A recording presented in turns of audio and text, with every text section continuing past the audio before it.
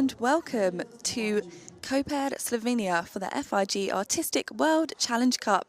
This is the second in the World Challenge Cup series.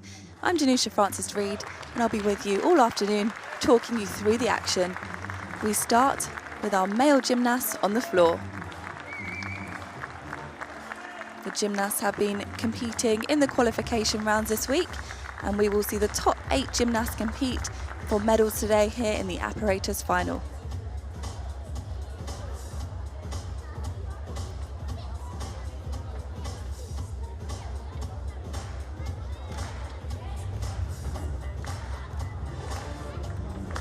Gymnasts walking in now. I'll have a few words from the judges. And here for some introductions. Here are the orders for the day. So starting on the floor exercise with the men, then onto the vault with the women, back to the men on the pommel horse. Will be the uneven bars for the women, and finishing off on the rings with the men again.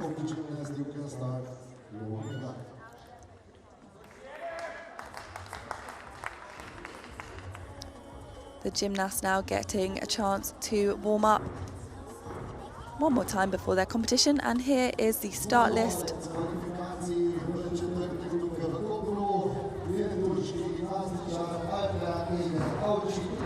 The order the gymnasts will compete in is random.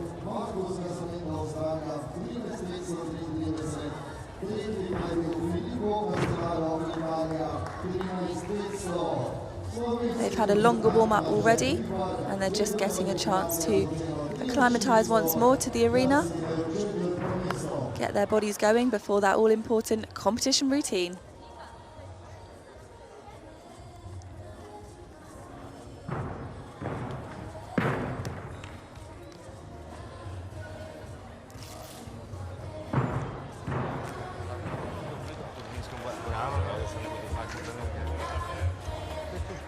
This is the 8th consecutive year that Koper has held this competition.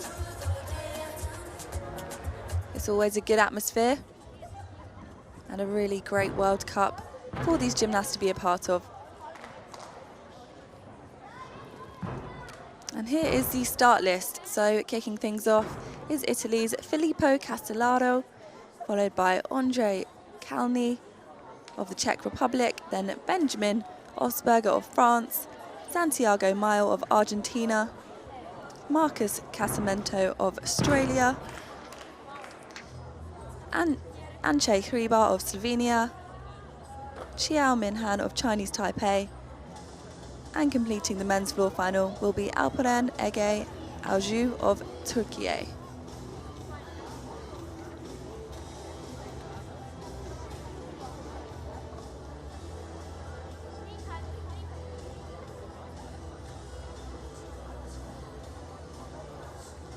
There are lots of new rules for this new Olympic cycle.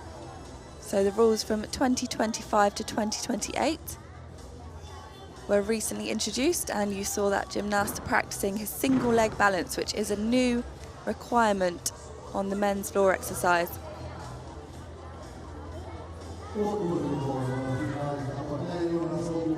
As well as the introduction of the single leg balance. There's a few more. I'll try to talk you through it as we go along, but it looks like we are about ready to go with our first gymnast. His qualification score was 13.5 and he qualified in 3rd place. Representing Italy is Filippo Castellaro.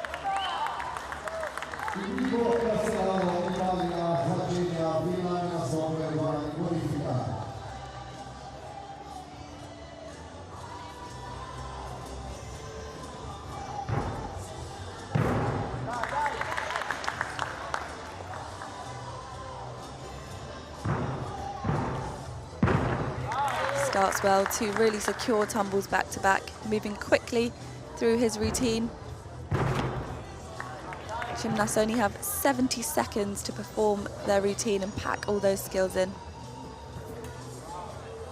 That's down from 75 seconds in the previous rules in the last Olympic cycle.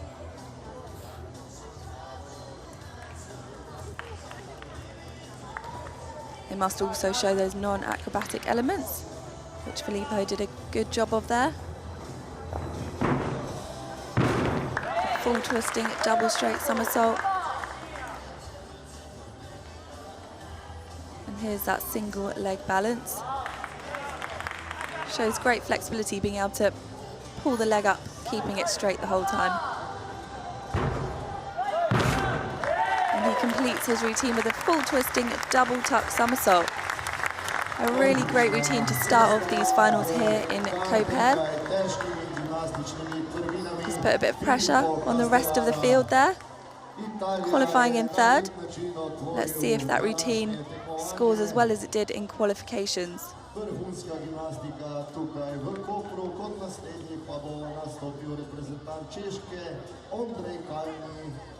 Here was that huge opening tumble, 2 twists and 2 somersaults in the straight position. Very difficult.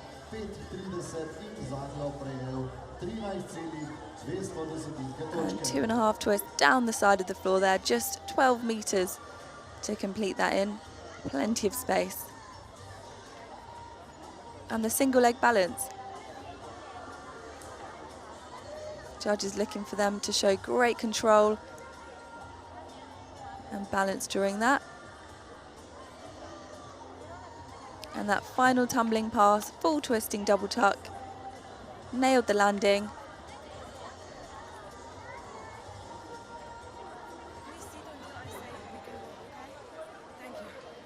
Another rule in this new code is that the final tumble has to be a multi-salto tumble, so a double back somersault. A lot of gymnasts used to end on a triple twist or a twisting somersault, but they are no longer allowed, so he ticked that box there, finishing with a full twisting double back somersault. Let's see if the judges reward it. And it's 13.666, so slightly higher from his qualification routine, and he seems chuffed with that result.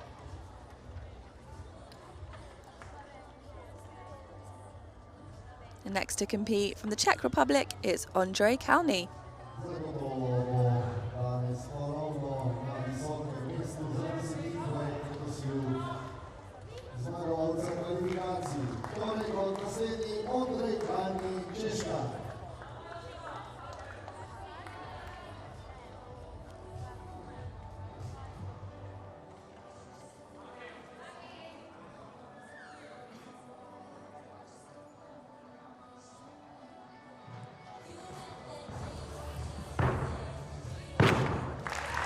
Opens with the double twisting, double straight somersault.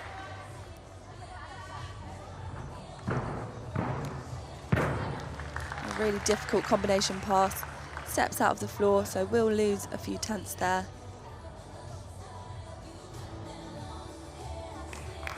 Another good example of the single leg balance.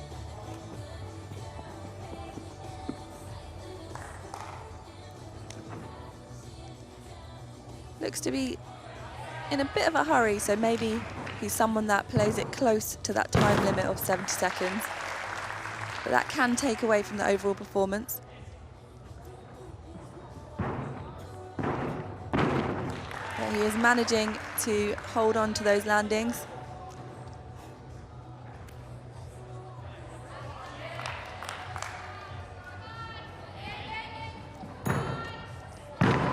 Finishes with a huge double pike somersault, and he was on time. A lot of endurance to complete that many skills in 70 seconds. With the addition of the balance, which takes around 3 to 5 seconds, it is extremely hard and takes a lot of stamina from these male gymnasts.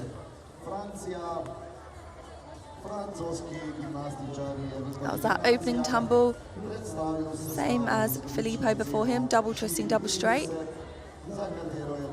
And then a full twisting, straight front somersault into the double front. He did step out of bounds. Judges will deduct for that.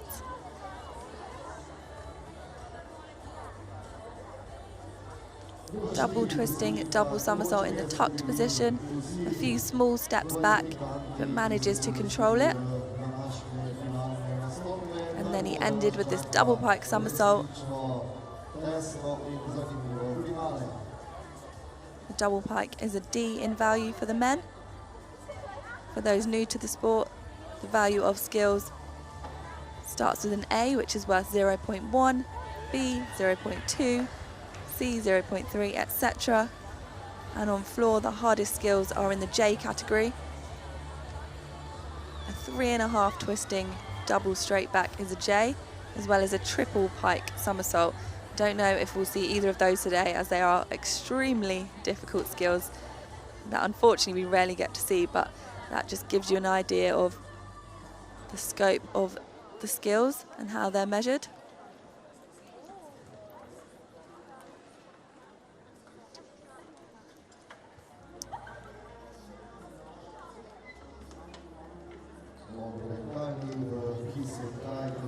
Andre qualified in seventh place with 13.2.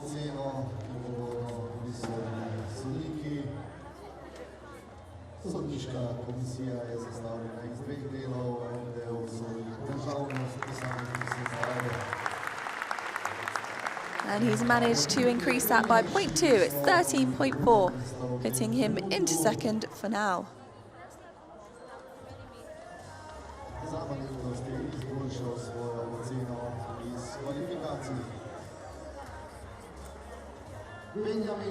Up next, representing France, it's Benjamin Osberger. Choosing to start the routine with his single leg balance, the arabesque. And a combination tumbling pass there, the double twist into the straight front. Another combination, 2.5 twists backwards into full twist forwards and into his floor work. Really nice form on those skills.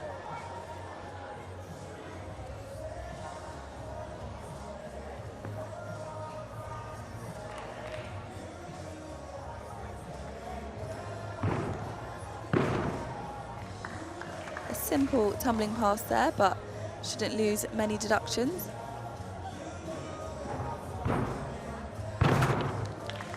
Very high in the triple twist.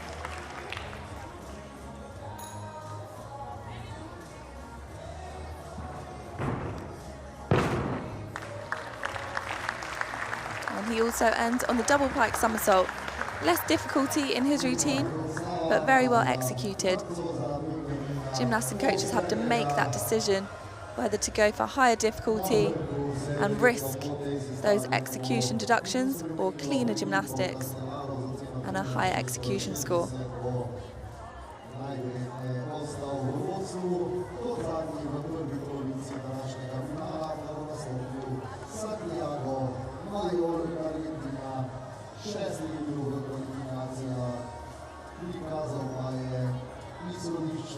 There's that 2.5 twist straight into the front full twist.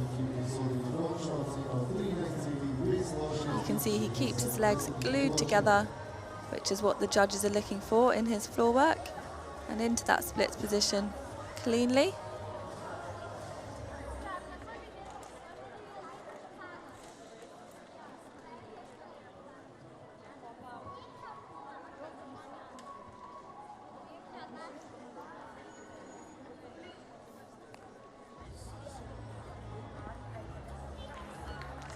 And finishing on that double pike, hop back, but controls that landing.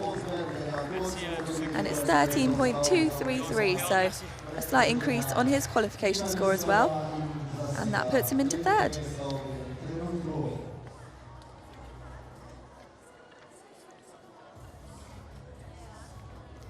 Next to compete from Argentina, it's Santiago Mayo, 26 years old. He was third in the all-around at the Senior Pan American Championships last year.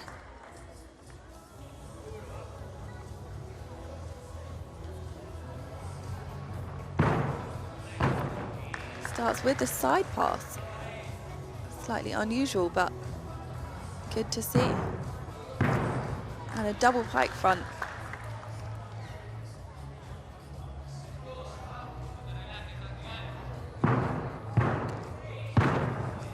combination we've seen from some of these gymnasts already so far. Very well done, the full twist into the double front.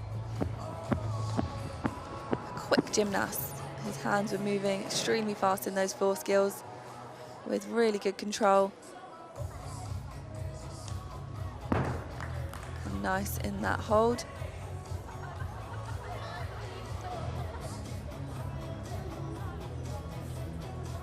Right on the edge of the floor there, but staying in those lines is the main thing. The judges won't mind if he wants to use every inch of the floor.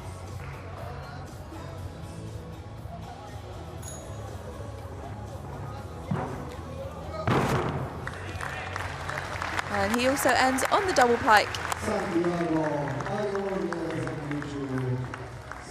A good routine there from Santiago. There wasn't much difference in score between first place and 8th place in qualification, so this is a really tight competition, and you can see lots of the gymnasts using similar tumbling passes, meaning their start values will be quite similar, and it's going to be down to how they execute their routines. He did a really good job on his landings, a slight step there, but definitely no major deductions.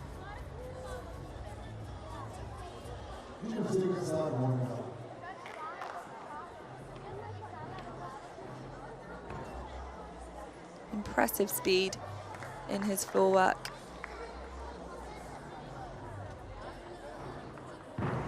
He's an experienced gymnast competing at the World Championships in 2018, 19, 2022 and 2023. And slightly lower score for him today, 12.833. So some of those steps did cost him and have put him into 4th so far.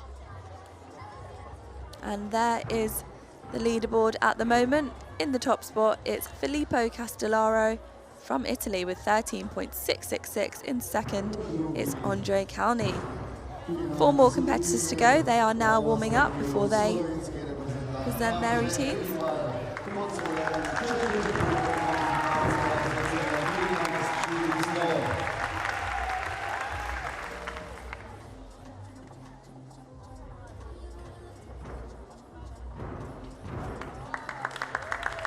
Another exciting rule change for this new quad is a 0.1 stick bonus for dismounts, which applies to every apparatus except the pommel horse. So if the gymnasts here on the floor stick their final tumble, which means land without any movement, they will receive a 0.1 bonus.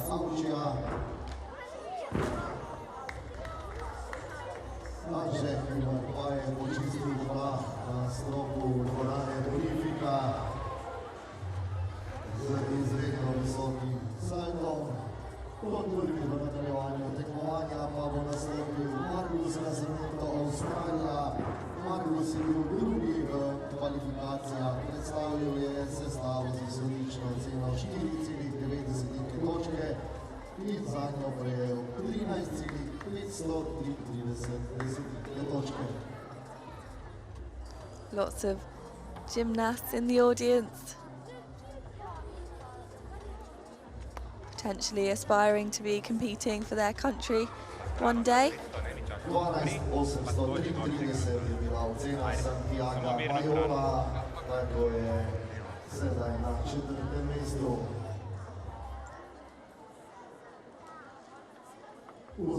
The first gymnast to compete in this second half looks like he's about ready to go.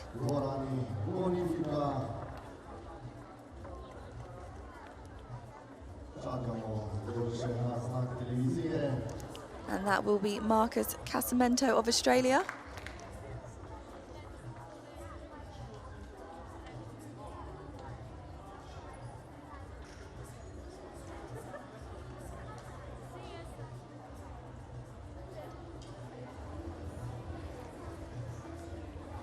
Marcus was second in qualifications with a score of 13.533, and he was actually 3rd place at the Varna World Challenge Cup last week, which was the first World Challenge Cup of the series. So he'll be looking to see if he can get another medal in his World Challenge Cup collection.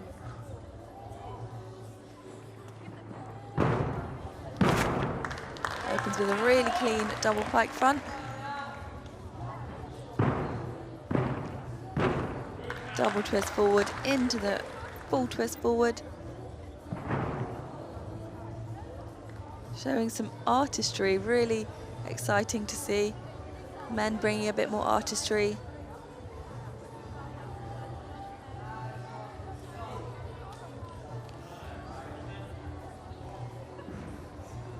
That's one way the men can stand out.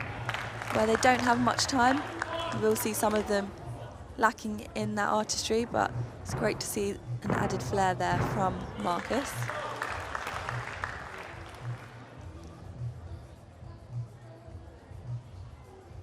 A really great toe point. He definitely has style. And he shows that style again in the air there in the double pike. A step back on landing. But I enjoyed that routine and that artistic flair.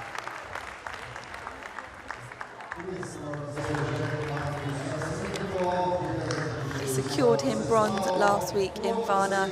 Is it enough to get into the medals here in Koper?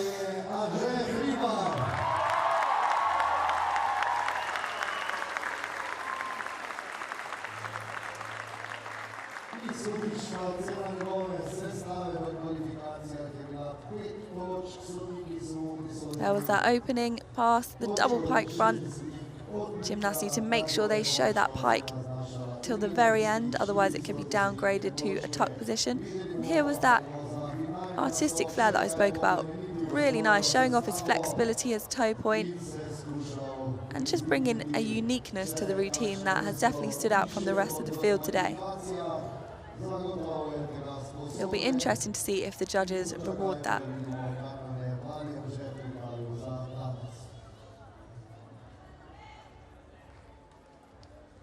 Two and a half twist backwards into the pike front forward. Lots of height on that pike front somersault.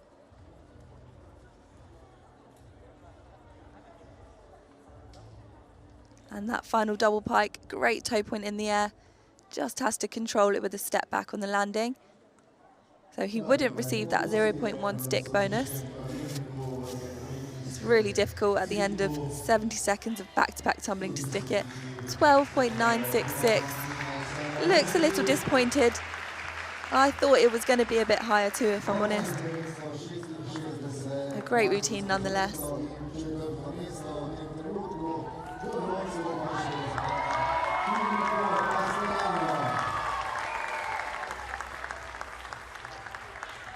You hear the crowd cheering, as next up is Slovenian gymnast Ance Hribar, just 20 years old.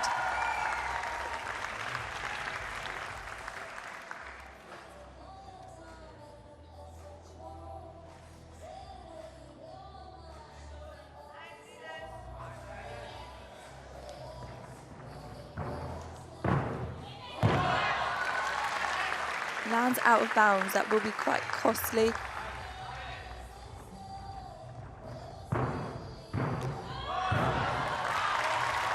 But manages to show great control there in the second tumble.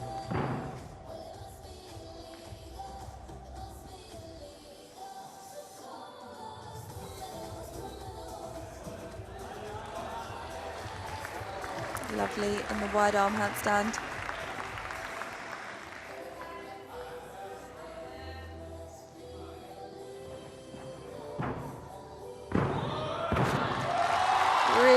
Great execution through that pass there. There was no doubt of that landing.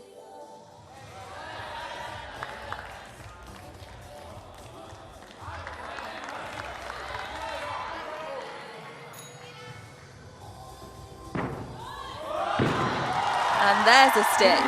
That will definitely be a 0.1 bonus. Some really great work from the young gymnast. He was second on floor at the World Cup in Turkey earlier this year.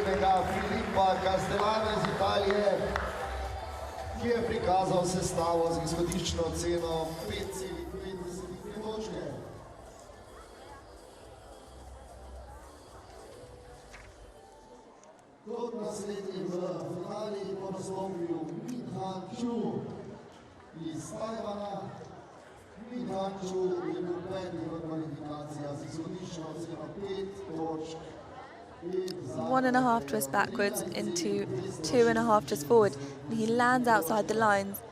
We can't see the line judge, which is the judge that sits outside the floor area and puts a flag up, whether to say it was out of bounds or not, but from that angle it definitely looked like it was. And landing a tumble out of bounds rather than landing in and stepping out is more costly. But this was stunning. 2.5 twists backward into the straight front forward. So much height and really great execution. And hear a cheer, so that suggests he might have scored very well. Let's see. And that landing there was textbook. 13.8, it's huge. So he only did receive a 0.1 deduction for that out of bounds. And the rest of that really great execution was clearly rewarded. And the home crowd, they're pleased. So he's guaranteed a medal as we've only got 2 more competitors to go.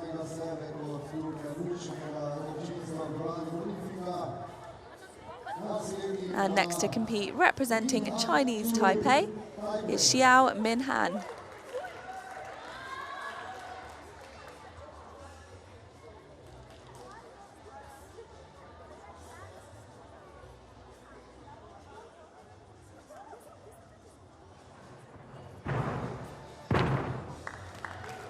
Starts with the double front down the side. And the full twist into the double twist forward.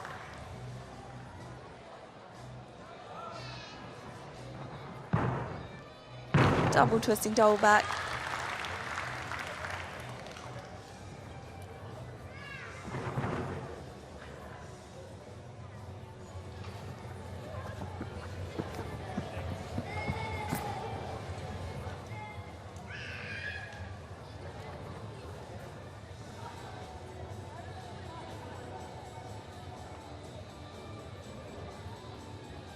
Good control in his balance.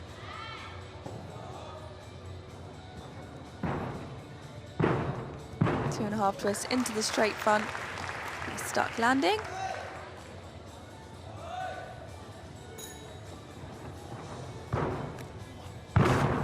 And another stuck landing. Again, receiving that 0.1 bonus for sticking his final tumble. It was the full twisting double back.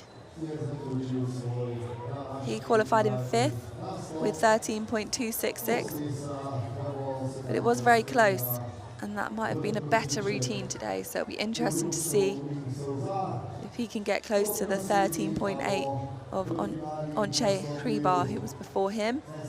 There was that double front, just the tiniest of movements on the landing.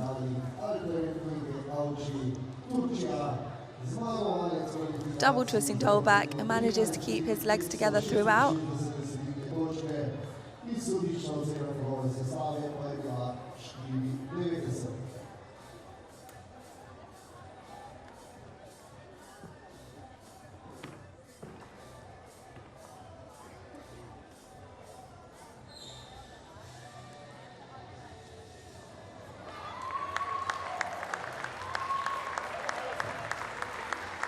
Two and a half twists backwards into the straight front forwards.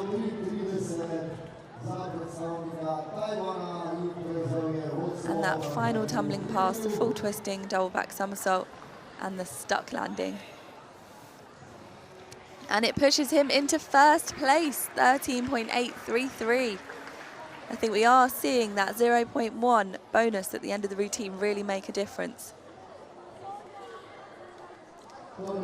Our final competitor of this floor final from Turkey is Alperen Ege Alju.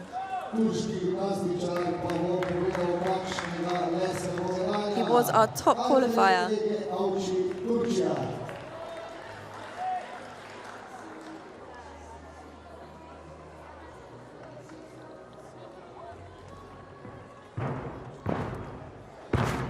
Straight front into the double pike front.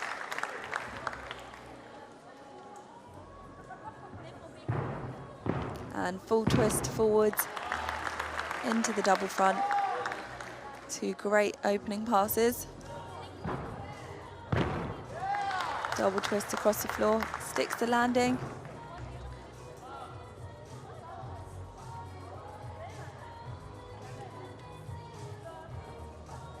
That Russian lever position, a lot more difficult than it looks.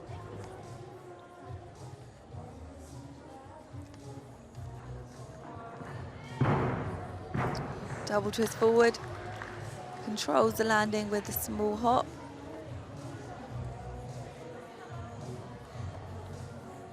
Into his arabesque, really nice position there.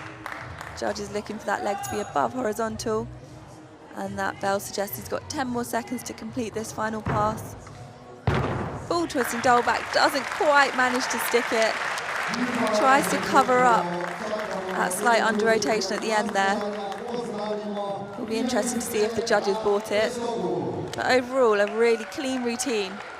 A tidy gymnast with really nice presentation.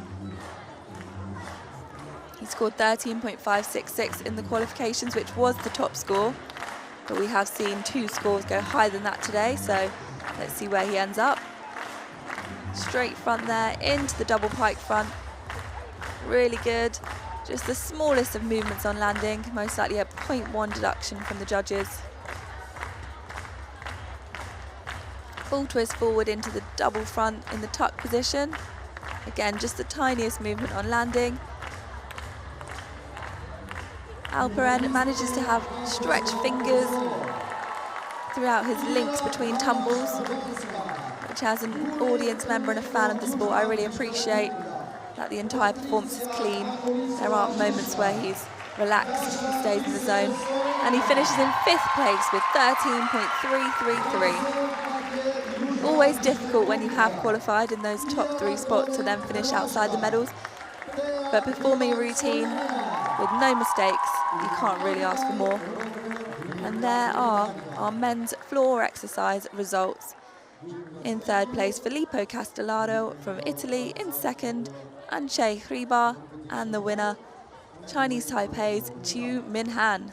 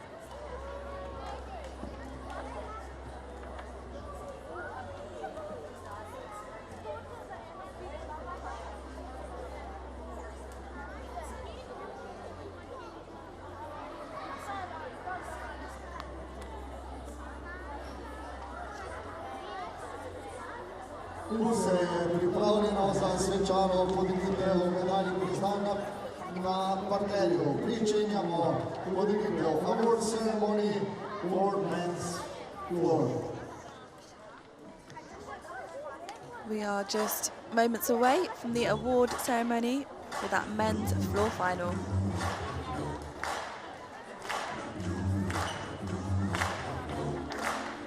And here come our medalists.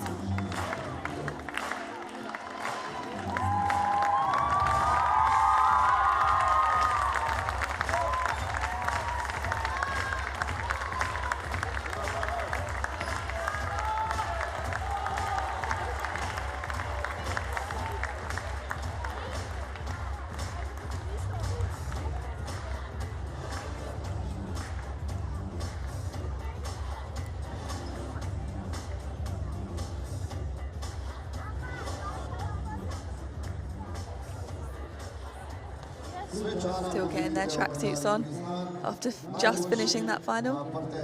Award ceremony, men's floor. Medalji in priznanja bo podelil predsednik Gimnastične zveze Slovenije in izvršni direktor družbe VTC, gospod Damjan Kralj. The medals will be awarded by the President of Slovenian Gymnastics Federation, Mr. Damjan Kralj. Tretje mesto, third place, Filippo Castellano, Italia. In third place, from Italy, Filippo Castellaro. He qualified in third place, so he will be pleased to have maintained that position in the top three. Drugo mesto, second place, Andrzej Hribar, Slovenia. And in second place, Slovenia's very own Andrzej Hribar. He qualified in fourth, so to end up second is a really great achievement. Prvo mesto, first place, Min Han Choi, Taipei. And in first place, from Chinese Taipei, Xiu Minhan. It was close between first and second there, just 0.033 deductions. In honor of the winner, the national anthem of Taipei.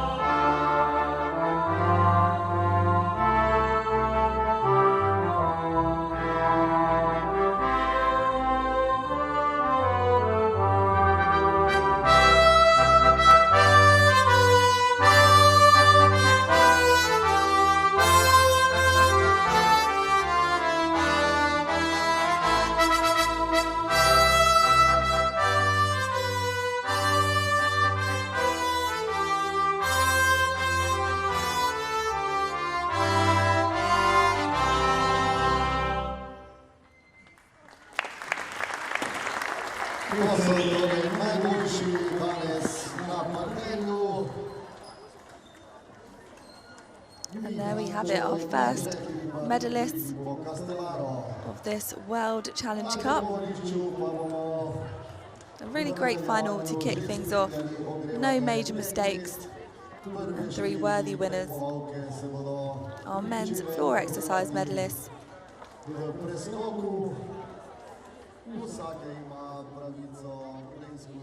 And as you can see there, our female gymnasts are getting ready for their first final, which will be on the vault, and warm-ups are underway.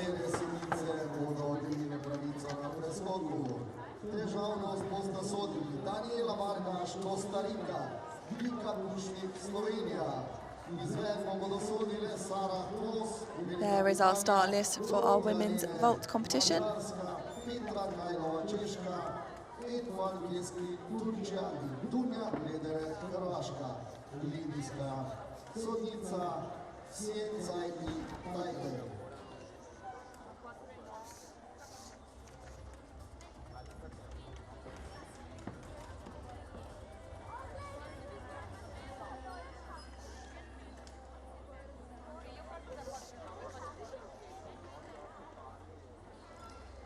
like over on the male side, there have been some rule changes in our women's competition for this new cycle, less so than on the men's side.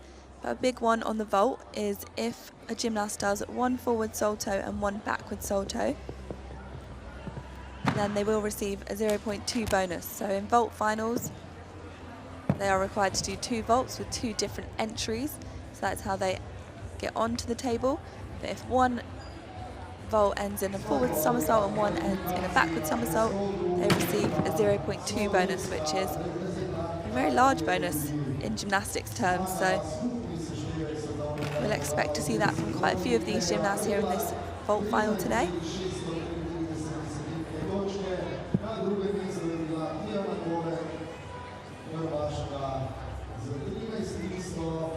Na tretjem mestu WAG na 12.830 točke. Njaša, ki se med Slovenija je bila 7. kvalifikacija za 12.466 točke.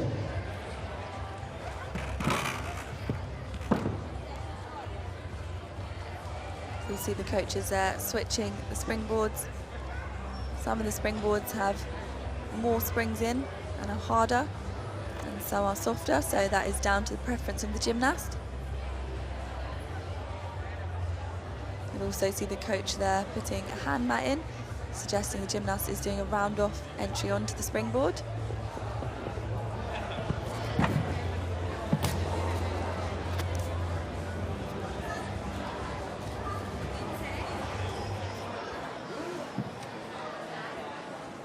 And we see that blue U-shaped surround go around the springboard for those round-off entry vaults,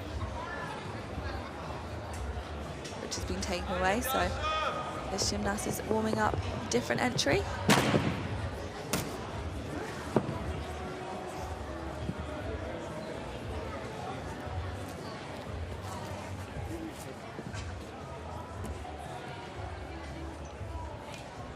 Part of the reason for the Women's Artistic Gymnastics Technical Committee not making too many changes to the code of points is because they want to increase the longevity of gymnasts' careers, and they've got a goal of seeing gymnasts competing into their 30s or 40s. And we are seeing some older gymnasts compete here in this final, which is really exciting. It's a historically young sport, so to see gymnasts into their 30s at this level representing their countries is really exciting. Here is the start list for our women's vault final here at the World Challenge Cup in Slovenia.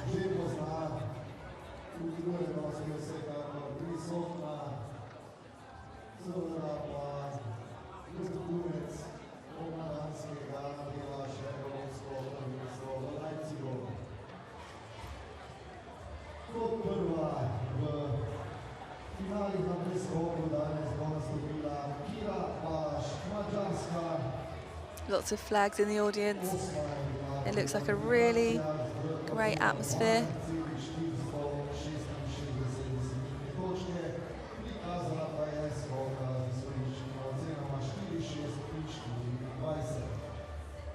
The first gymnast represents Hungary, and it's Kira Bolash.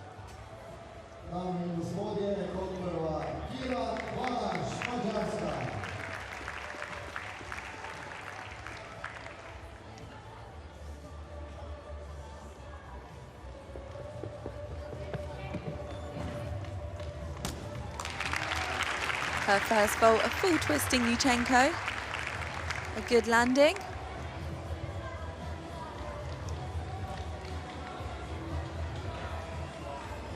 So the Yuchenko entry for those new to gymnastics is the round off onto the springboard, and then the back flip onto the vault, and she's shown a full twist in the air in the straight position.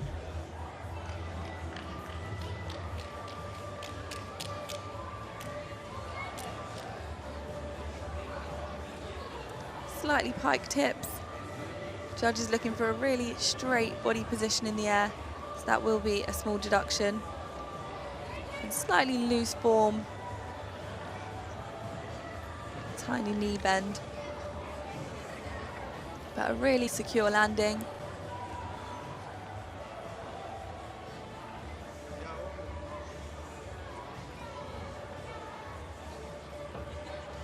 And it's a score of 12.866 for Kira's first vault.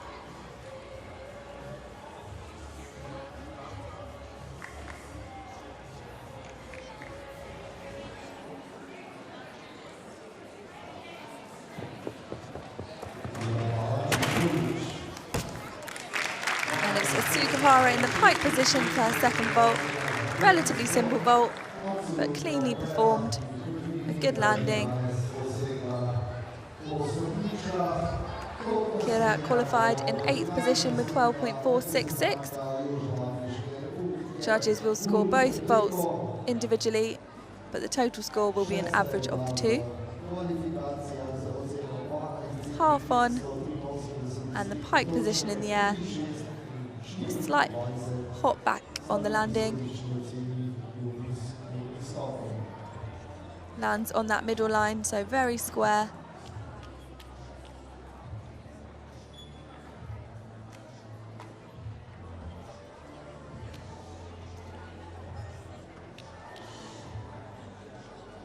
She was third on vault at the Hungarian Championships. Just 18 years old. Really exciting to see her in a World Cup final, and it's 12.449.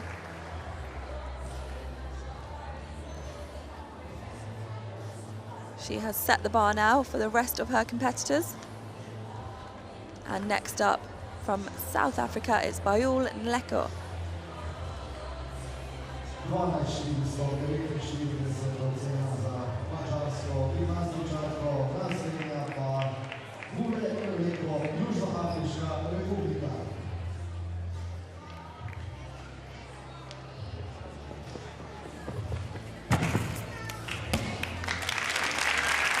It's the handspring entry into the tuck front.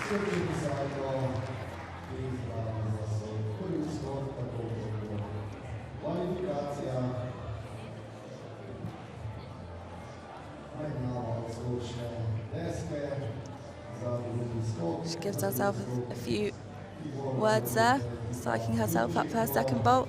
And here's that first one again, handspring into the front somersault. Just a small hop on landing. Really good height in the air.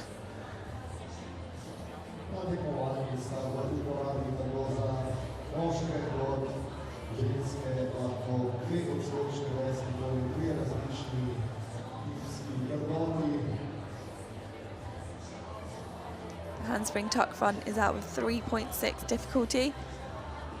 So a simple vault, but effective if you can land it cleanly, as she has done.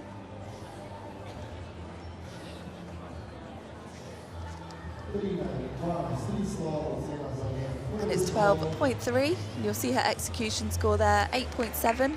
That is out of 10, so a good execution score.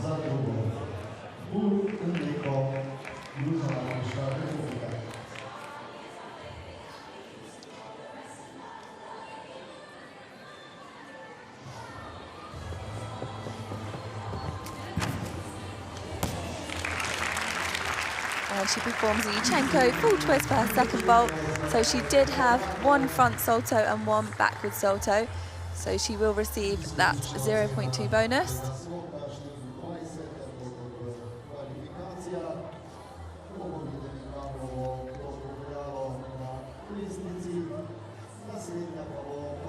Here it is again, round off onto the springboard, backflip on. Loses a little bit of leg form. Hops onto that line, but overall well performed.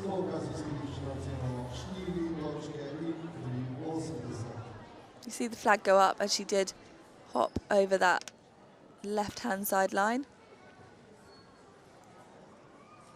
but she's happy with it. These World Challenge Cups are great ways to get exposure and experience for these young gymnasts. Practicing in these Apparatus finals,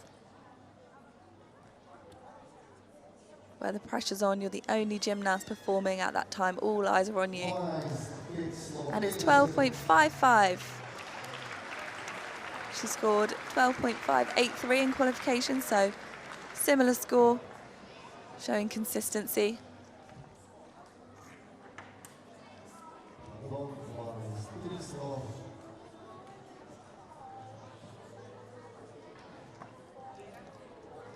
Next to compete from the Czech Republic, Patrici Makováková.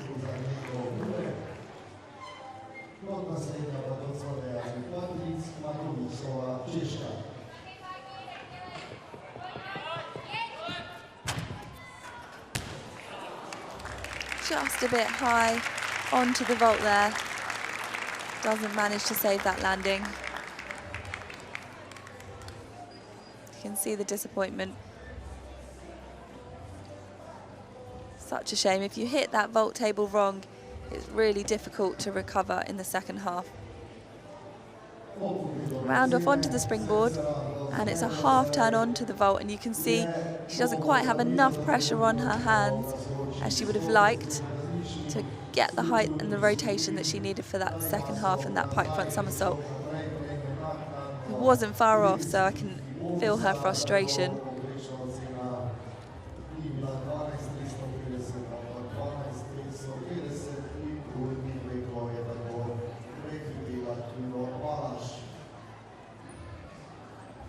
It's always difficult when you have had that mistake on your first vault, and it's most likely taken you out of those medal contention spots to then still have to perform your second vault. But 11.766 on that first vault. Let's see what she can do. And you never know what the rest of your competitors are going to do, so you still have to bring your A game to that second vault.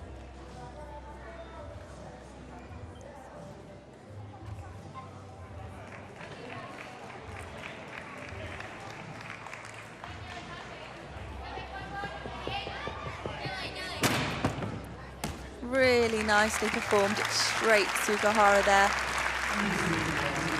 She was in a nice open, almost arch shape in the air. There was no doubt about that straight position. If you have slightly piked hips, the judges could downgrade it to a pike, but that one was definitely straight.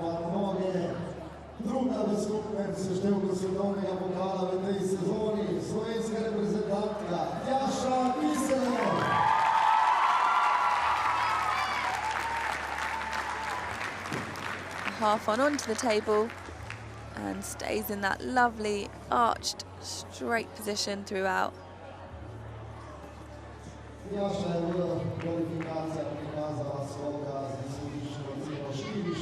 And just a hop on landing.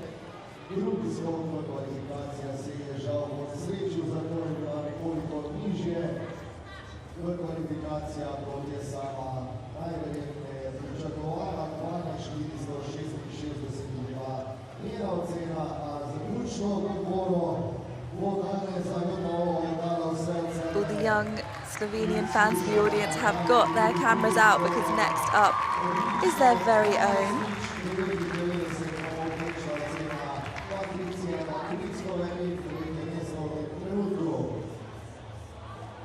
It's great to see all these fans supporting their gymnasts, and it's 12.099 for Patrici, putting her into third for now.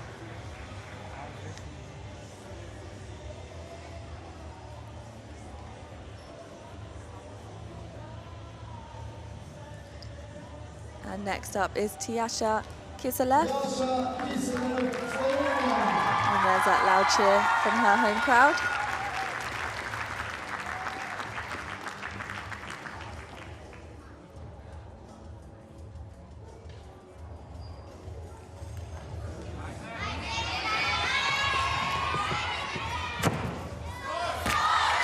A 1.5 twist to Yuchenko there, the hardest vault we've seen so far. Very well performed. Good control on the landing. Tiasha is 32 years old, so an experienced gymnast, proving that you can do this sport into your 30s. There it is, that 1.5, and just the smallest movement on landings. She looks pleased with it, as she should be. Same entry as we've seen, the Yuchenko. A very common entry in women's artistic gymnastics. Gets a good block off the top.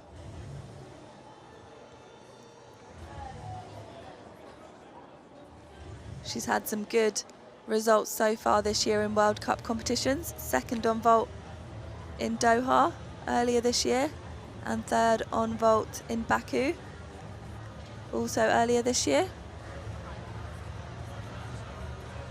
She qualified in 7th with 12.466. But it's a 13.233, a really good score for her first vault.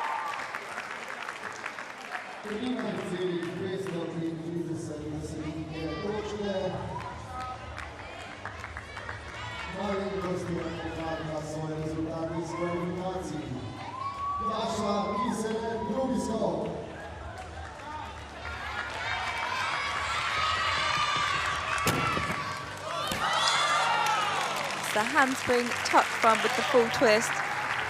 She went for a difficult vault there and didn't manage to secure the landing. We'll see whether the difficulty still gives her a good score, but a fall is a hallmark across the board on every apparatus, so that will be quite costly.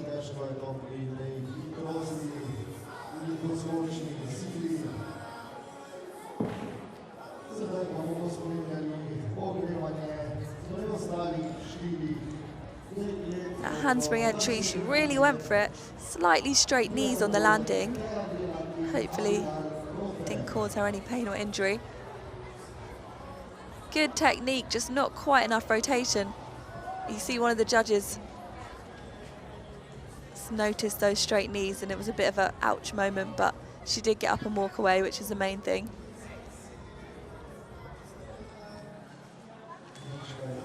You can see that vault is just almost ready for competition. She'll get it next time, I'm sure.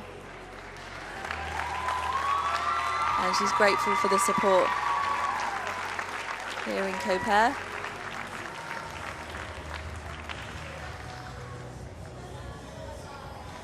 .316 average. It was 11.4 on that second vault. Puts her into third at the moment. But we are at that halfway point, which means we have 4 more gymnasts to go who are just warming up. Here are the current standings in our women's vault competition. In first place, Bayul Naleko from South Africa with 12.55. Kira Balash in second with 12.449. And Tiasha Kiselev in third with 12.316.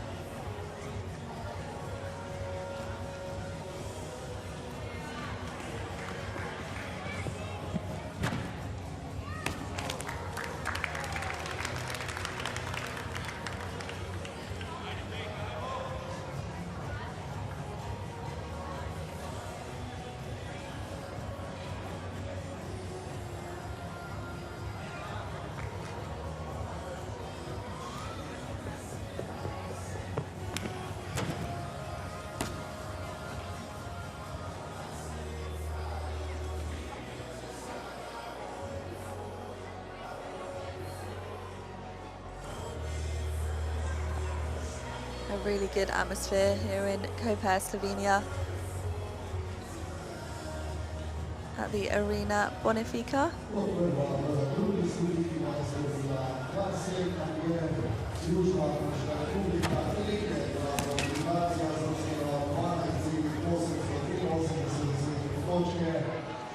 We have got our top 3 qualifiers going in this second half, so it's going to be an interesting second half of competition to see if those results will be changed.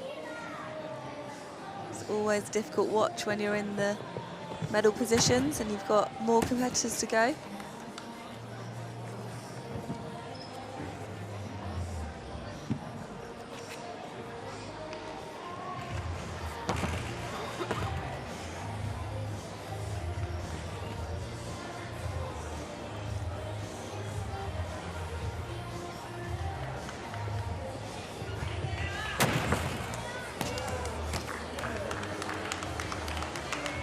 There's a really good mix in this vault final of experienced gymnasts versus those gymnasts who are new on the scene and just starting to gain experience.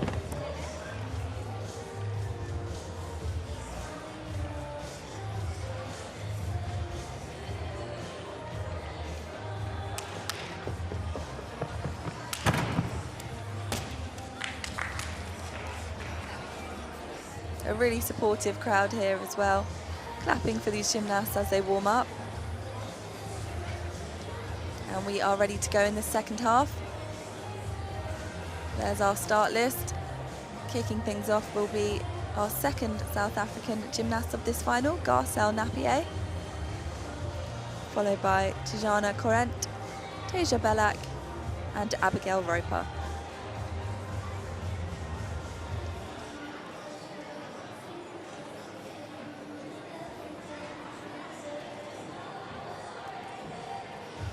Garcelle qualified in third place with 12.833. This is her first ever World Cup final, so already an achievement to be here. Let's see what she can do.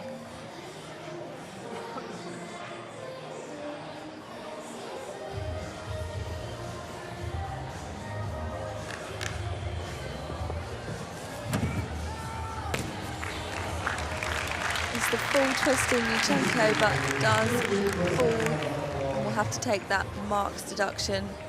As I mentioned, this is her first time in a World Cup final, so even though she'll be disappointed, it is an achievement of its own to be competing, representing her country here in an apparatus final.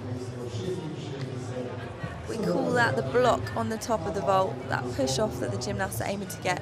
If you hit that angle wrong, it is extremely difficult to get the height and rotation that you need. She kept a straight position, which was good.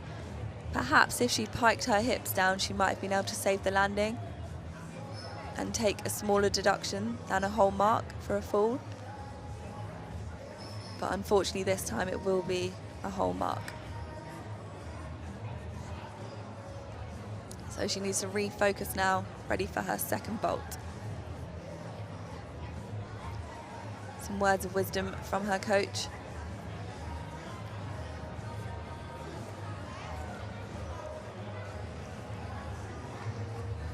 It's 11.7 there, and you'll see that execution is down. It's a 7.5.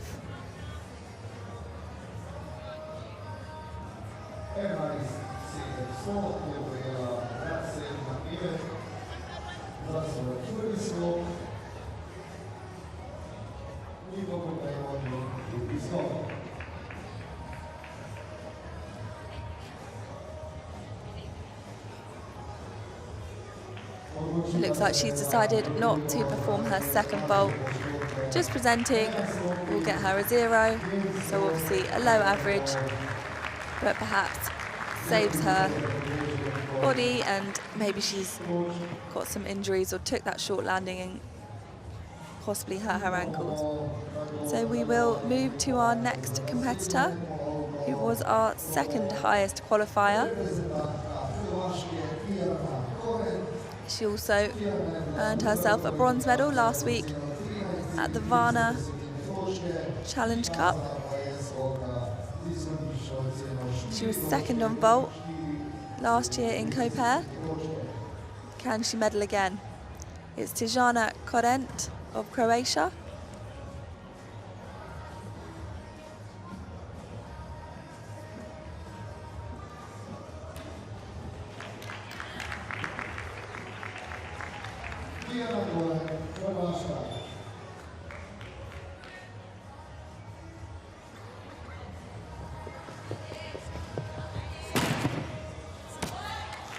Handspring pike front half Really nicely done.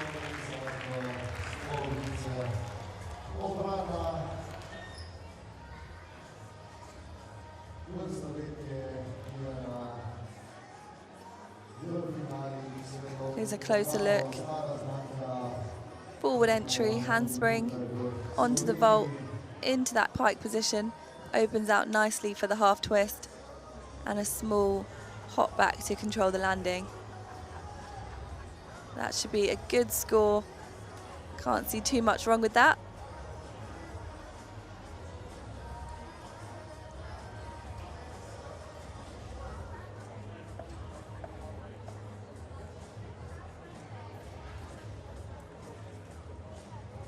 .36 years old, so another gymnast, proving that you can do this sport well into your 30s and continue to make World Cup finals.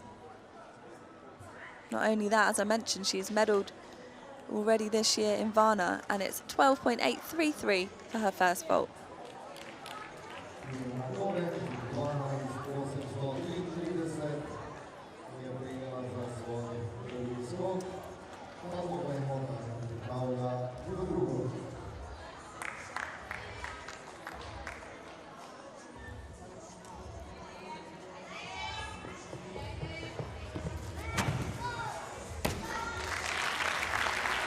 Full twist to Yuchenko. We've seen that vault quite a few times already today. That was probably one of the highest ones in the air. She looks very happy with those two vaults.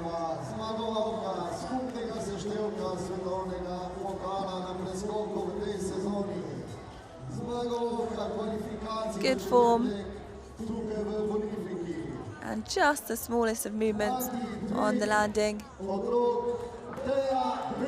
Slight leg separation as her hands hit the table. So judges will take off for that. But overall, a really good vault. 2 vaults to be very proud of.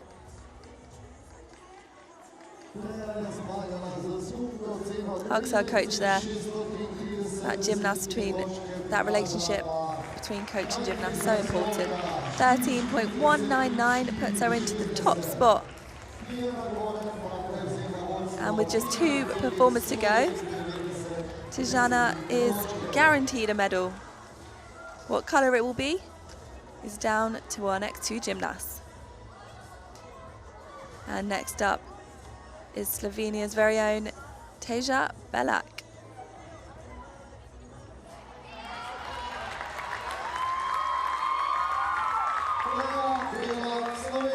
Starting at the very end of the vault run there, making the most of the 25-metre run-up.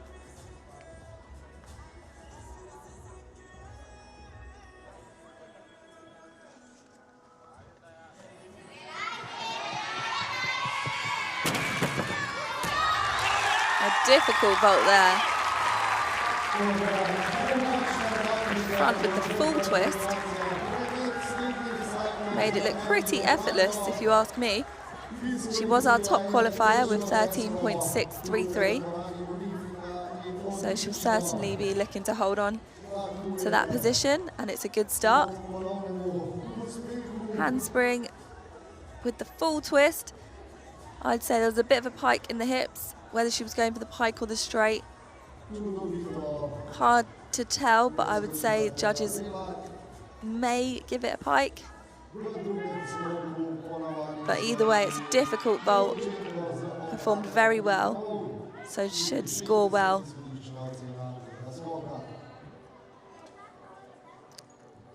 She's had some great results this year so far. Was first on vault at the Koper World Cup, as well as the Doha World Cup, and she was second on vault in Baku. Definitely known for her vault. Her most memorable achievement is winning gold at the 2019 European Games in Minsk on the vault.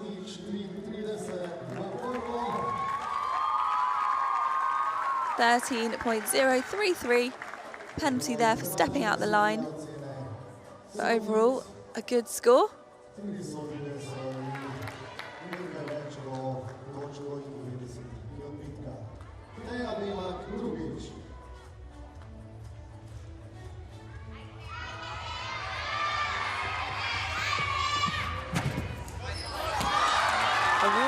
Really nicely done there. 1.5 twist Yuchenko. Really good height. Just a small step on landing, but immaculate in the air.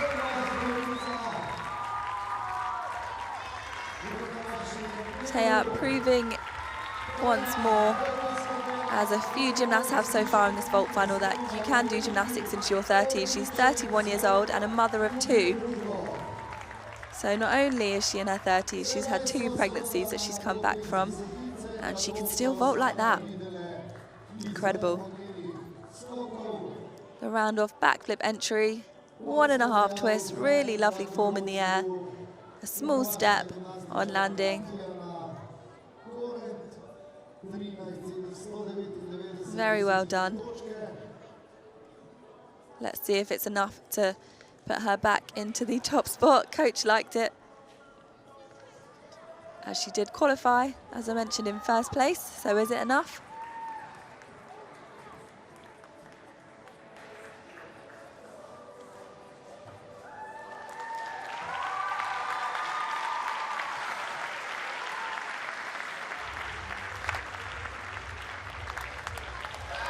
And there it is, 13.516.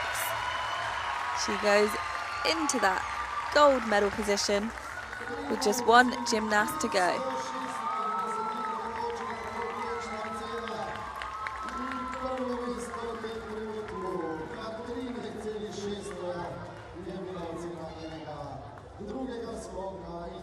Our final gymnast in this vault final represents Great Britain. It's Abigail Roper.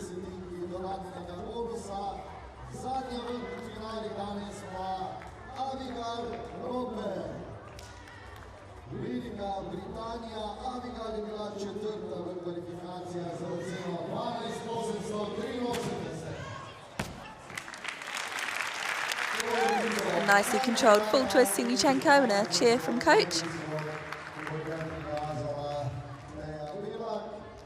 Abigail was 3rd on vault at this year's British Championships back in March.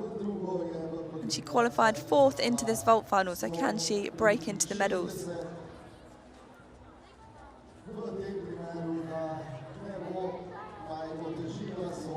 That Yuchenko entry that we have seen from most of our gymnasts here today.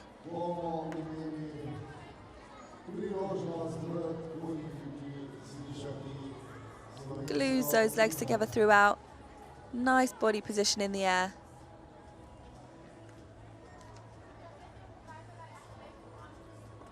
Nice and square, close to that middle line. She is in fact a twin sister. Her sister Emily also represents Great Britain, isn't here in Koper, but a really talented sister act. And it's 13.066 for Abigail's first vault.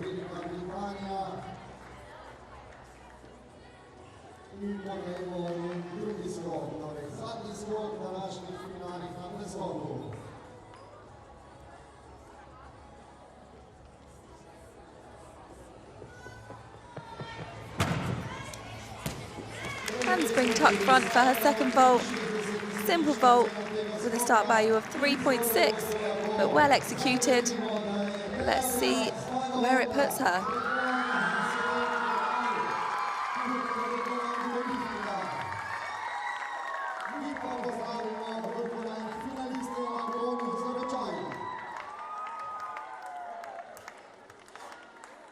Quite a large hop on the landing. Judges possibly taking about 0.3 off for that. But no other notable deductions. She was also 3rd on vault at the 2024 Welsh Championships and the 2023 Northern European Championships. So really gaining experience in vault finals.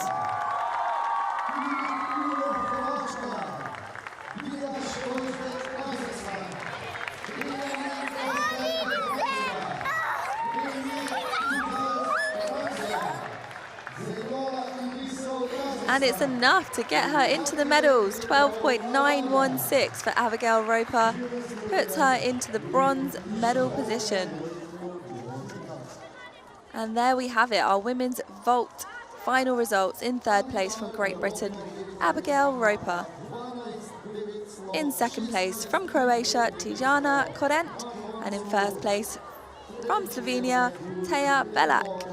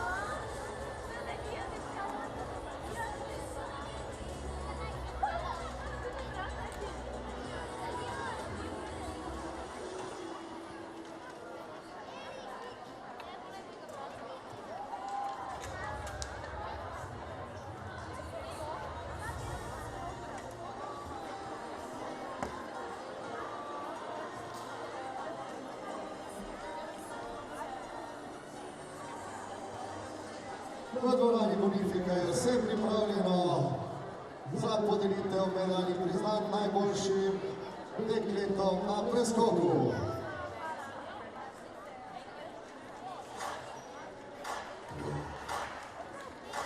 It's time to welcome our gymnasts. The Women's Artistic Gymnastics Vault Medal Ceremony here in Koper, Slovenia.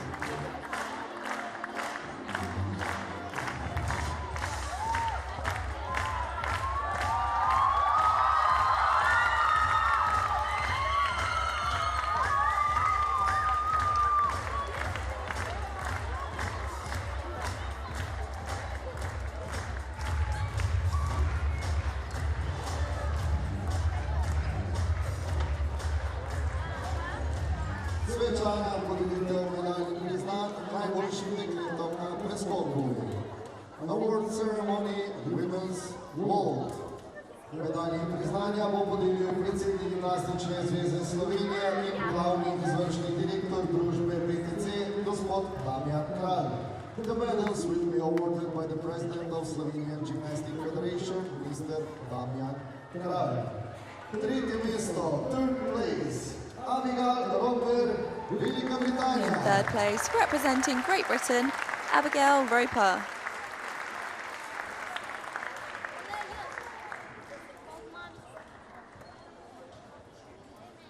Drugo mesto, second place, Tijana Korent, Hrvaška. In second place, from Croatia, Tijana Korent.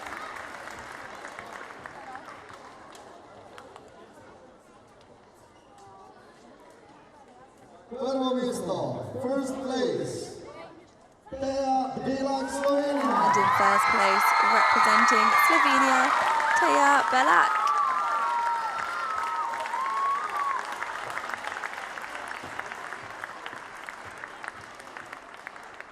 She adds to her collection. V čast zmagovalke bomo slišali himno Republike Slovenije. In honor of the winner, the national anthem of Slovenia.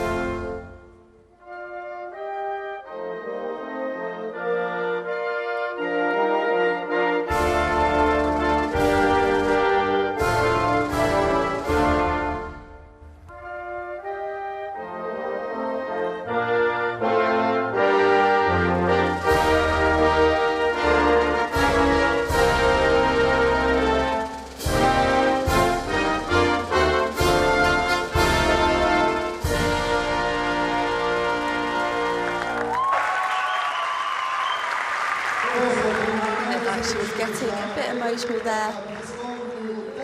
Clearly means a lot to her to win the gold on home soil in front of her home crowd. There are our women's vault results. In third place, Great Britain's Abigail Roper. In second place, from Croatia, Tijana Korent. And in first place, Slovenia's Teja Belak.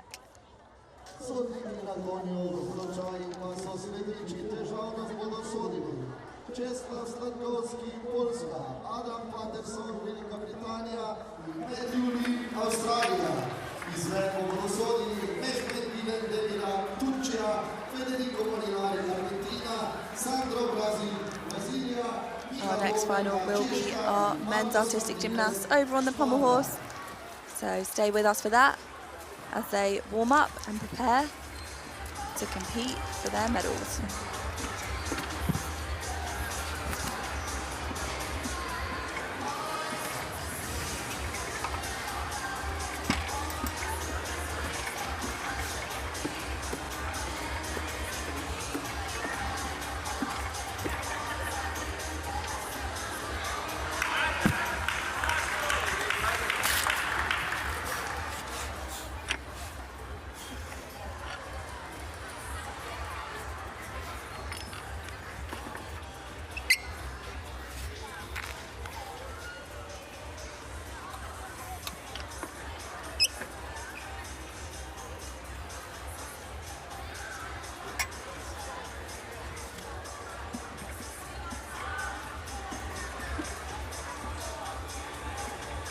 Zmagovalec kvalifikacij na konju značaji je bil predstavnik Kazahstana Zejnola Idrisov, 14.233, na drugem mestu Benjamin Osberger, Francija.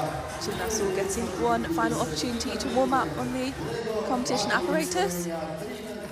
We see coaches adjusting the width of the handles there.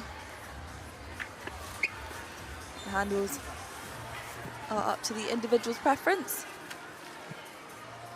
between 40 and 45 centimetres distance, but every centimetre makes a difference in this sport. Generalni sponzor današnjega tekmovanja BCDD, častni sponzor Slovenska turistična organizacija, zlati sponzori Imagine DO, Petrol DD, Telekom Slovenija DD in zavarovalnica Triglav DD, glavni medijski partner RTV Slovenija, srebrni sponzor Lanko in Quattro, bronasti sponzor Street Trade DO, sponzori DVD Engineering DO, Marjetica Koper, mestna občina Koper, Sprinter System Zuler DO.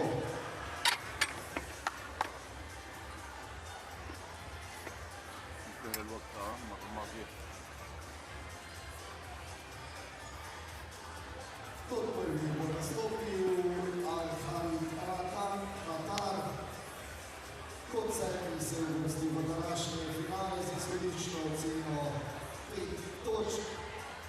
Za sestavo pa je na koncu domenil 13,366 točke.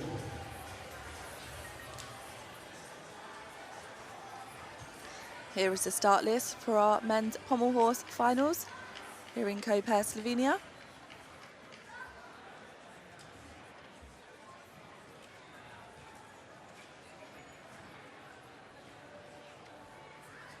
And ready to compete is our first competitor.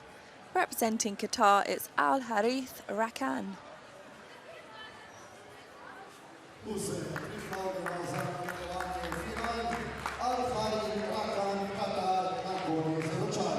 He was 7th in qualifications.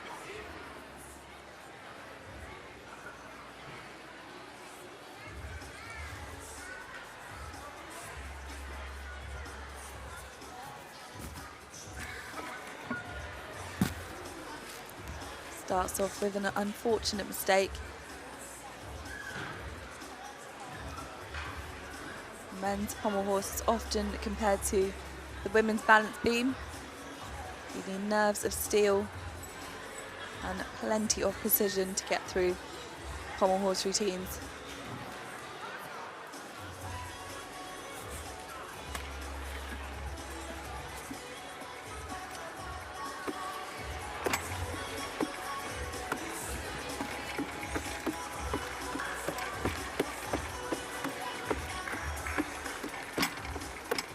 can see how quick and precise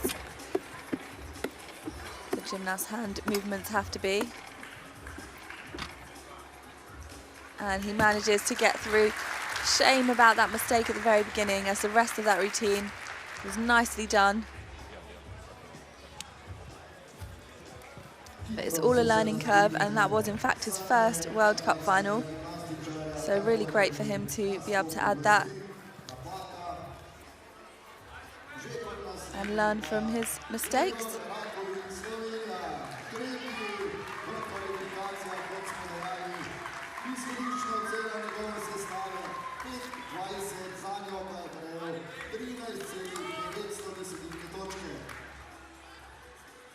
There was that mistake at the beginning there. Just didn't have the momentum.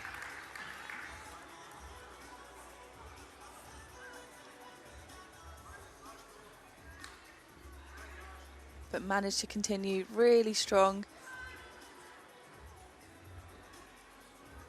Travelling across the pommel horse.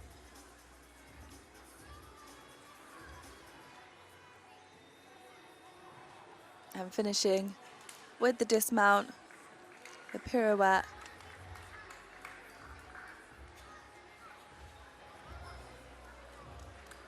If gymnasts manage that 1.5 twisting pirouette, they will get a D value.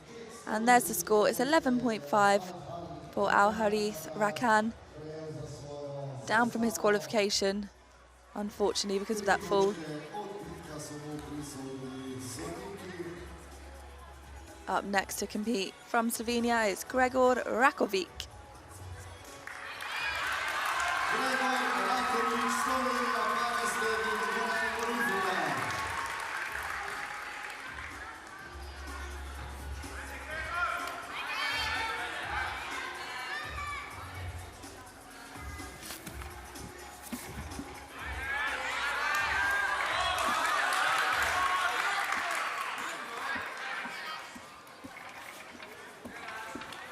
Really nice leg form.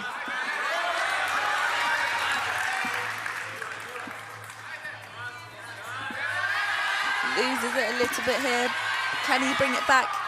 Unfortunately not. We are seeing just how difficult this piece of apparatus is.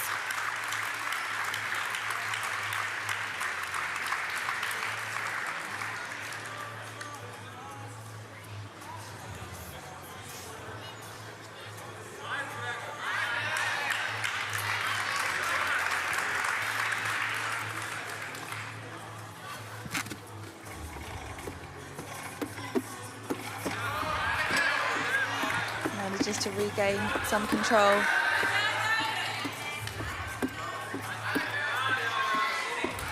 Moving at speed. Pushes up to the handstand. You can see the effort that it's taking. Manages to complete the pirouette.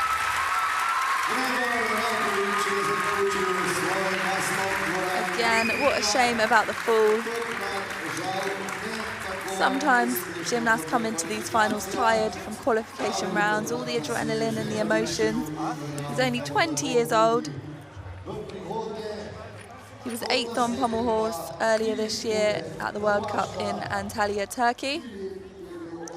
But he did in fact qualify 3rd into this final, so depending on what the rest of the field do, it's unlikely he'd manage to keep a medal position, but you never know. So far we've had 2 routines, both with mistakes, so sometimes it might be possible to get into those medals on an apparatus like pommel horse where mistakes can be common. Just loses control here, tries really hard to bring it back on, but it's so difficult once you lose control on the pommel horse. 35 centimetres in width, so not much room for error if you are trying to get back onto that central line. You can see the judges in the background almost willing him up to that handstand there at the end, and it worked. He got up to that handstand and managed to complete the routine with a good pirouette dismount.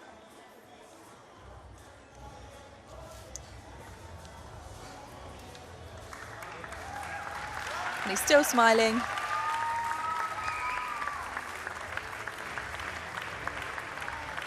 .3. So a lot lower than his qualification score of 13.9, but that score shows what potential he has and hopefully a bright future ahead of him. Now next up, a very experienced competitor, Croatia's Filip Ude, 38 years old and an Olympic medalist on this apparatus.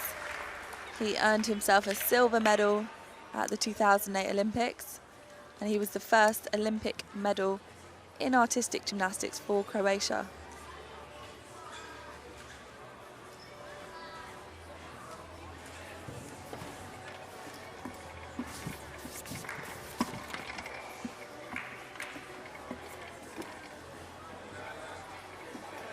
Starts off well, working in and out of that handstand with great control.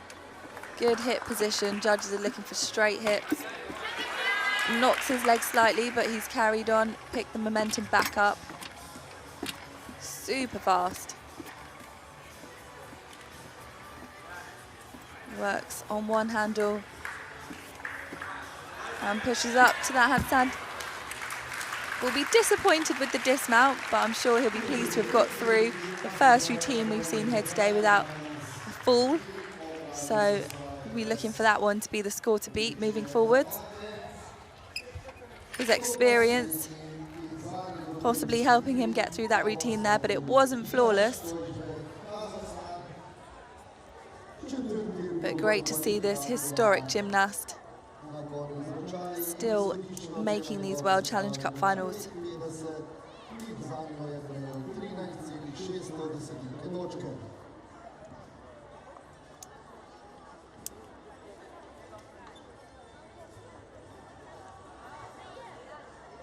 Just a bit of difficulty on the dismount, would have hoped to have done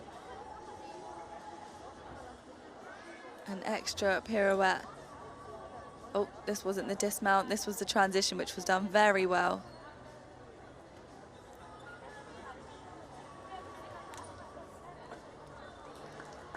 That body positioning really well till he had that minor hiccup and hit his legs, but really brought it back. And here's that dismount. Would have liked to have completed an extra half turn there to get into that D value. Filip Ude with 12.8. He qualified in 8th position with 13.166, so next up to compete in this first half from Kazakhstan is Dias Toishibek. He qualified in 4th place.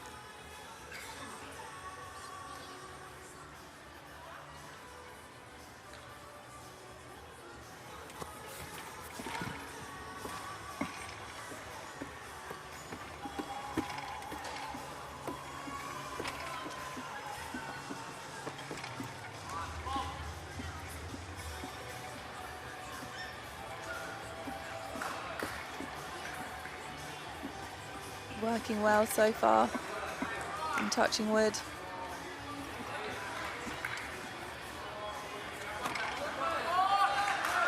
A really clean routine there. He's pleased with that. Hopefully he's brought some positive vibes to the rest of this final and the rest of these finalists yet to compete. He's definitely pleased with that. It's hard to go after lots of mistakes. Some gymnasts choose not to watch their competitors, so he might not have seen the others making their mistakes. Some gymnasts choose to watch. This sport is all about figuring out what works for you in terms of what's going to get you your best performance. Do you block out all the noise? Do you watch your competitors? Whatever he did, it worked here today.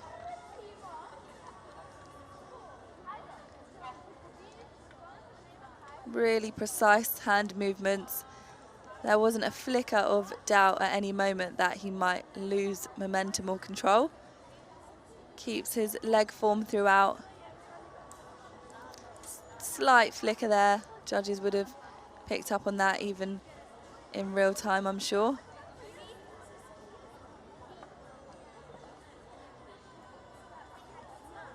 And here was the dismount, completing that pirouette and sticking the landing.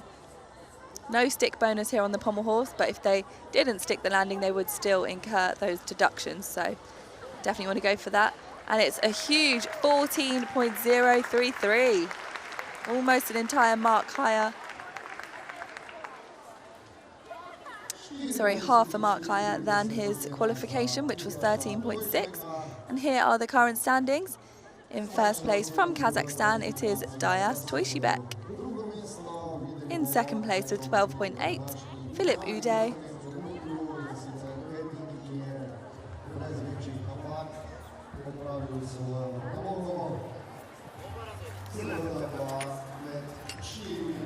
Four competitors left to go. They will take their warm-up turns now.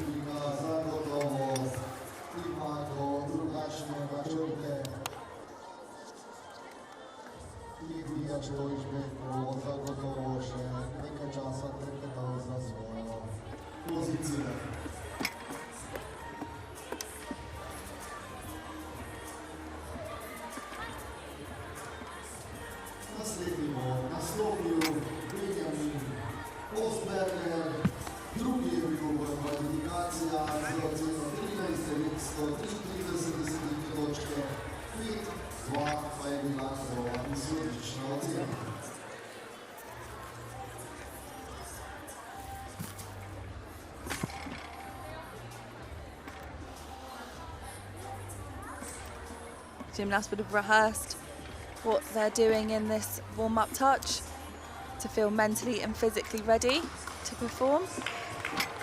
They would have had a longer warm-up already. Most of them likely would have done a full routine in that longer warm-up. You don't have time to do a full routine in this final touch.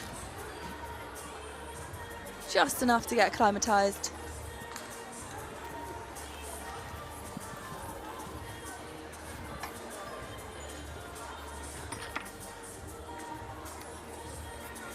And our first gymnast in this second half, preparing to go, making sure those handles are at the right width.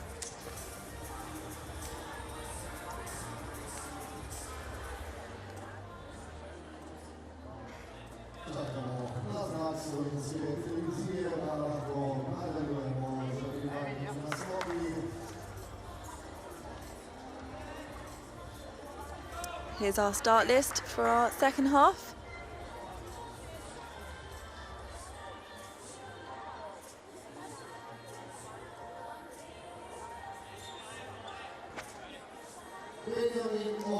First to compete in our second half, from France, Benjamin Osberger.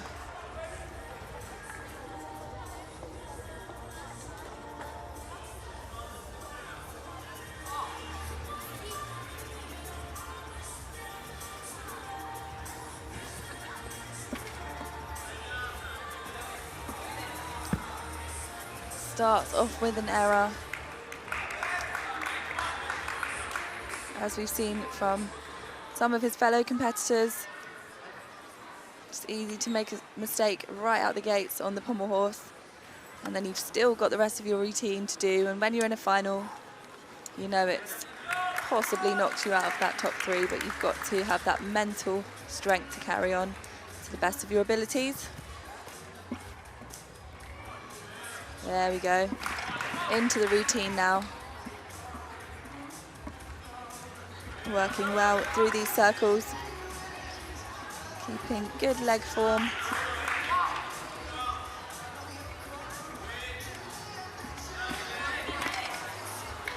And it's another fall, unfortunately, for Benjamin.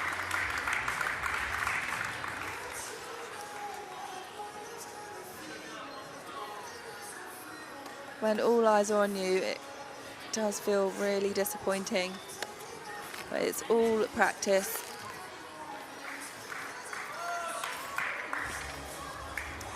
And gymnasts are human, they can have off days.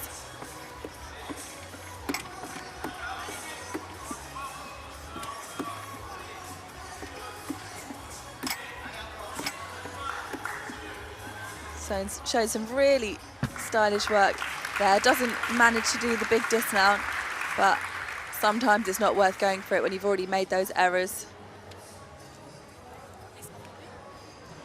qualified with a 13.933, so sadly we won't see a score as high as that today from Benjamin, but great to see him in another final. He's made quite a few World Cup finals in the past.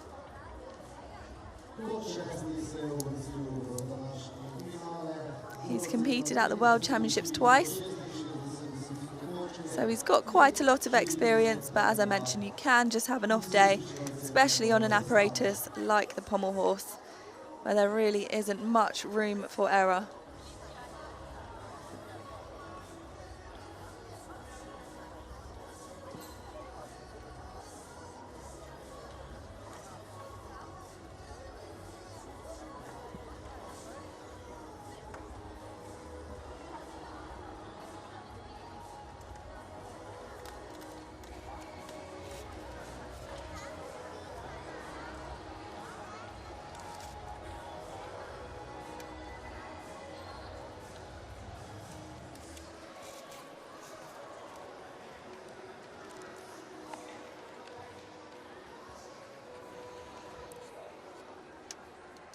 A little wait for his score. Judges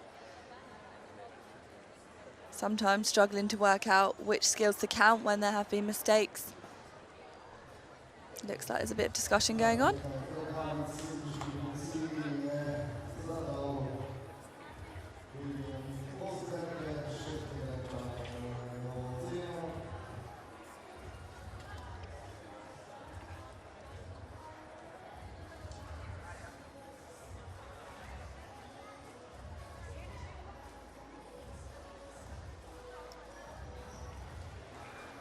And there's the score for Benjamin Osberger. It's 10.966.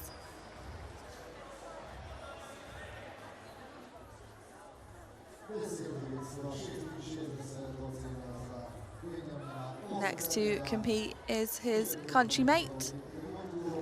It's Melwin Touchet, representing France.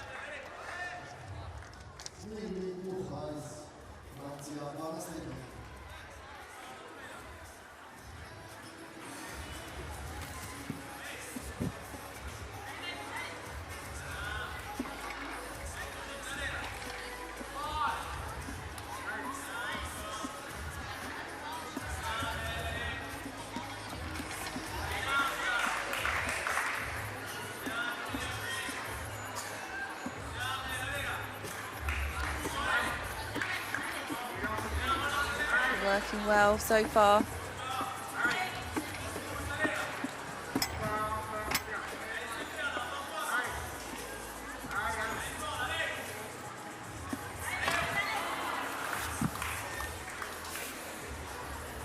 Is it the pommel horse?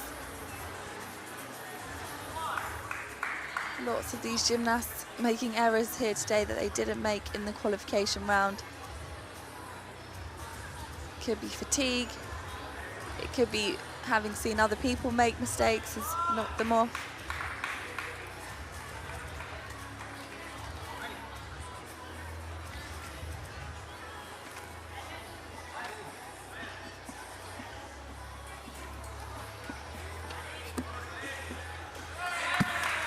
Really nice dismount there.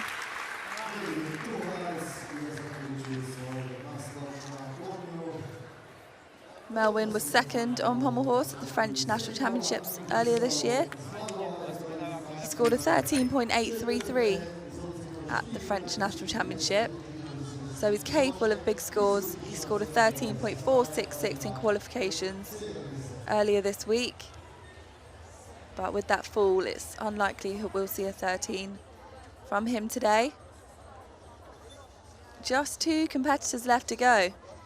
And I feel confident in saying if they can get through their routines without a big mistake, that they've got a really good chance of getting into those medal positions.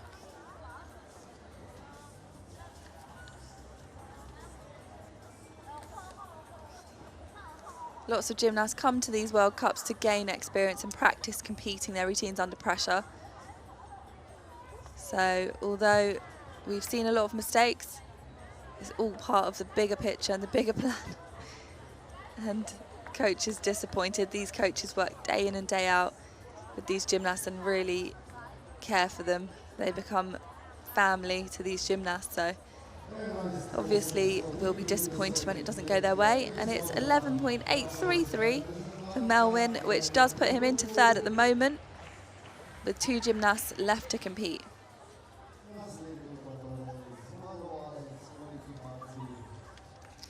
Now our next competitor, his qualification score you can see there was a huge 14.233, and he did qualify in first place. Next to compete from Kazakhstan, it's Zeynola Idrisov.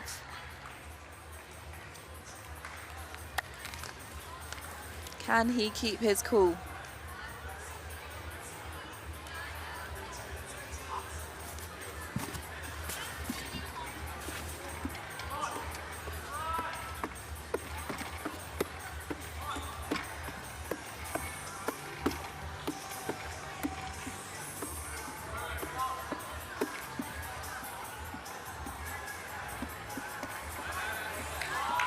Small leg separation there.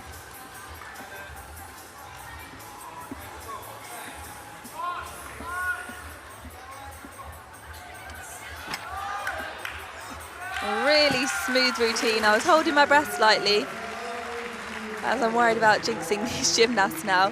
It's got to that point where we've seen that many errors that I think it's safer for me to stay quiet, and it worked. So really great routine there from Kazakhstan, Zeynola Idrisov, just 19 years old and really starting to make a name for himself on this apparatus. He was second last week at the Varna World Challenge Cup,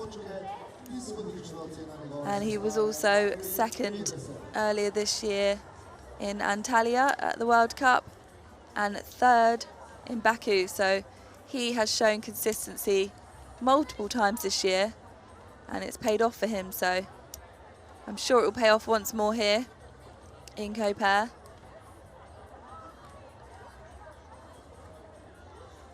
He was a strong junior gymnast, earning third place on the pommel horse at the Junior World Championships in 2023. So I think we definitely need to keep an eye out for his future on the pommel horse. Qualified in first place. Will he be able to secure that gold? Lots of silvers and bronzes to his name, and it's silver at the moment, 13.866, but he looks pleased with that. It was a really great routine, very smooth and precise throughout, and that guarantees him a medal, as we just have one more competitor here on the pommel horse. An experienced competitor representing Albania, Matvej Petrov. Matvej Petrov, Albania, 12-letý.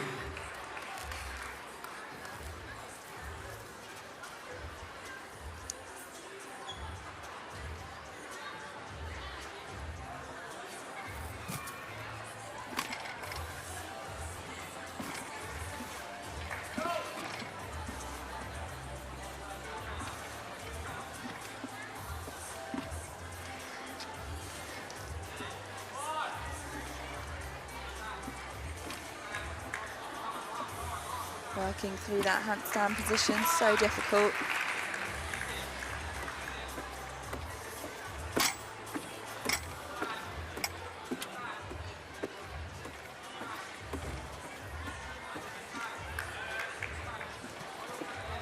Pushes up to that handstand, just about manages to complete a pirouette. Good work there from Matvej. He's the first artistic gymnast representing Albania to win a medal at the European Championships in 2020. That was a gold medal on this very apparatus. So no stranger to medals on the pommel horse. He was 7th at the World Championships back in 2013. And he is an Olympian competing at the 2020 Olympics. Was close to making the pommel horse final there, but ended up qualifying in 10th.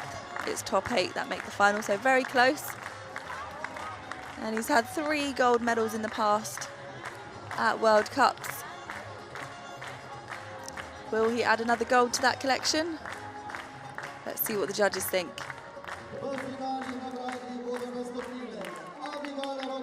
Really good form, keeping those legs together. Working through that handstand position. And back down, so difficult. The strength and endurance and precision that it takes. Pointed toes. Judges love to see pointed toes throughout. Little bit of difficulty getting up to that handstand, but manages it. And he's very pleased. And it's third place for Matvey today, 13.2. A really good routine to finish this pommel horse final on, showing that his experience really helps. And there are the pommel horse results from today. Third place, Matvey Petrov. Second place, Zenola Idrisov. And in first place, Dias Tuishibek.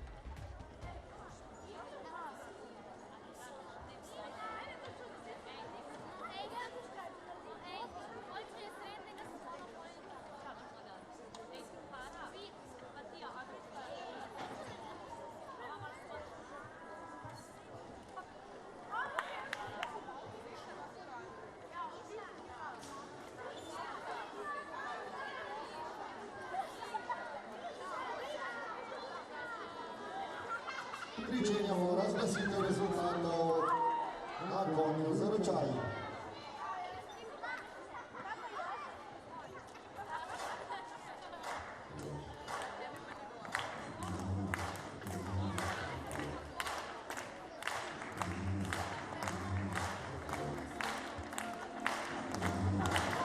Here come our medalists for our men's pommel horse final.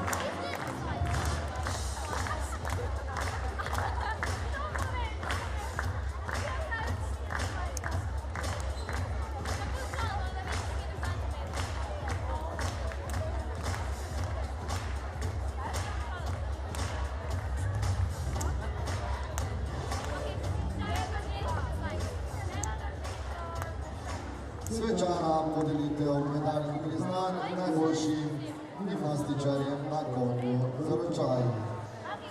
The medals award ceremony for pommel horse.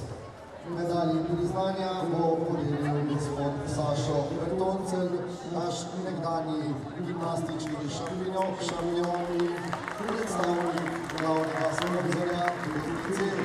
The medals will be awarded by our ex-gymnastic champion, Mr. Sašo Bertoncelj, which is representative of our main sponsor, WAG. Tretje mesto, third place. Matvey Petrov, Albania. In third place, representing Albania, Matvey Petrov.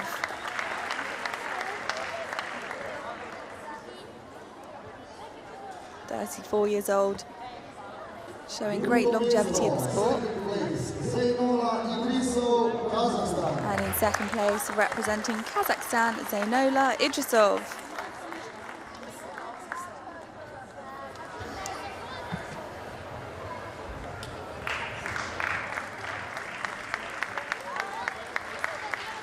Prvo mesto, first place, Kazakhstan. And in first place, also from Kazakhstan, Diaz Toishibek.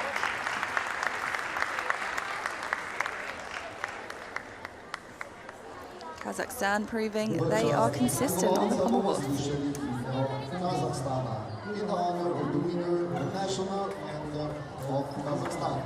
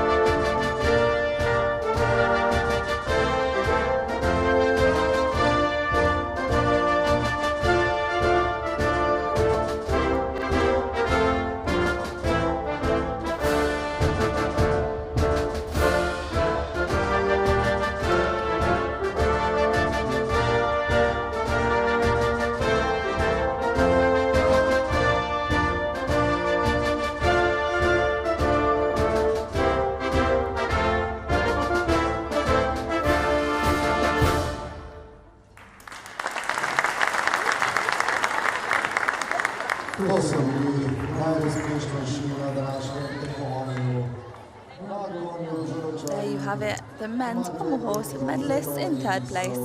Matvey Petrov of Albania in second place, Zeynola Idrisov of Kazakhstan, and in first place, Diaz Toishibek, also from Kazakhstan.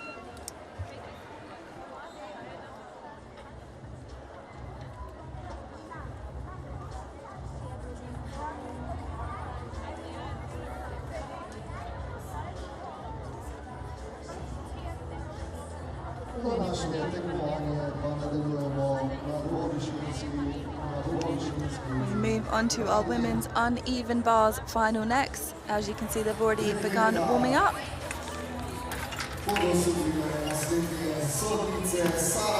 Like on the other apparatus, they will get a quick warm up. On the bars, that's just one touch. Choosing some select skills that will get them in the right headspace for their routines.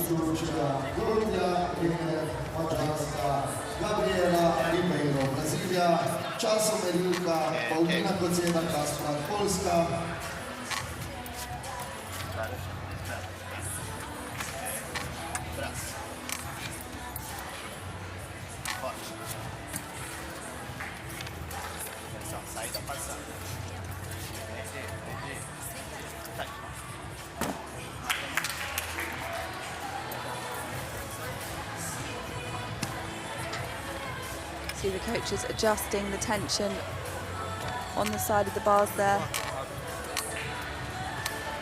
Some gymnasts preferring the bars to feel quite rigid, while some preferring the bars to feel quite bouncy. This is personal preference. There is actually now an electronic device that helps to give you a really precise number for that tension. So you see coaches there just now checking it. A really helpful feature added in by Spieth, who is the equipment supplier here. I must say, as a gymnast, I did like Spieth Apparatus.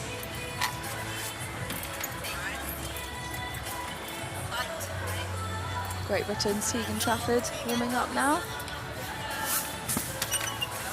Coach is able to use extra mats for the warm-up turns.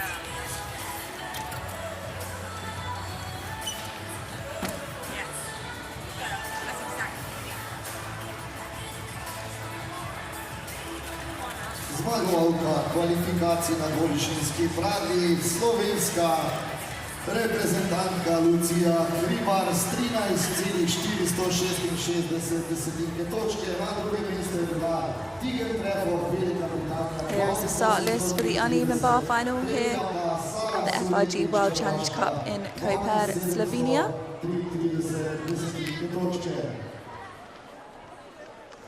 Kot prva bo nastopila Hogben, velika Britanija, 7. medalna kvalifikacija za oceno. We saw her pick up a bronze medal earlier on the vault. And first to compete here on the uneven bars, representing Great Britain, it's Abigail Roper.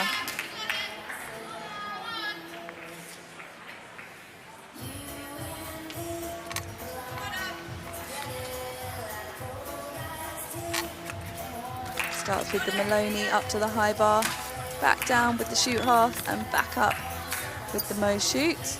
Nicely done. Line turned into her release element, the Jaeger in the straddle position, nicely caught. Showing good handstand positions.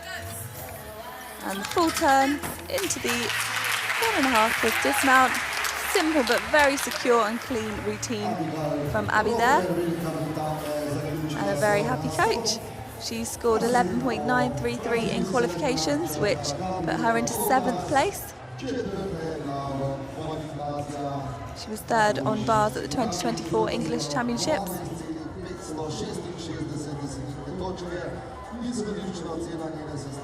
In case you're new to the sport, most gymnasts just opting for water in their spray bottles, and a little bit of extra dampness sometimes improves the grip.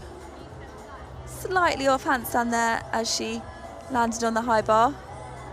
Judges looking for a really precise line in that handstand every time, like that one. Into the Jaeger, nice shape in the air, caught with straight arms.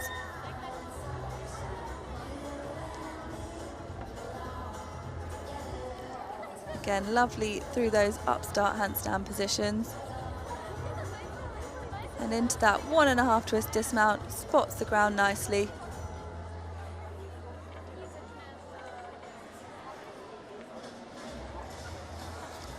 Two finals for Abby here today and 2 clean performances. And it's 12.066, so slightly higher than her qualification, and the score to beat in this final.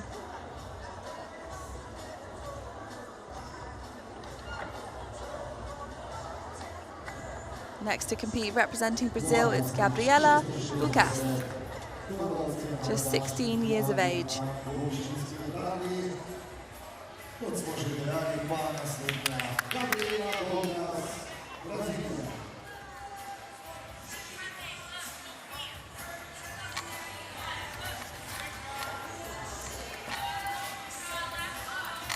Full pirouette at the beginning, perhaps aiming to join those together, but wasn't in the right position. But does manage to connect those two elements from high to low, back down to the low bar. And there's that half turn back up to the high bar. Catches her release.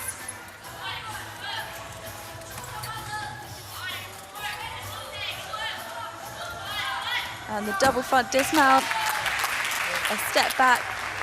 Difficult routine there from the young gymnast, and a very proud coach. Smiles all around from Gabriela.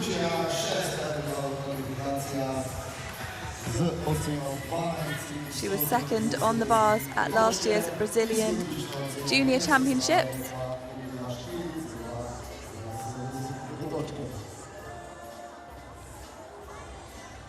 She qualified in 4th position into this final. So let's see if she can break into the medals today. So the toe on with the full pirouette. As I mentioned, perhaps aiming to join that, but it wouldn't be a deduction. She just wouldn't get a bonus for joining it.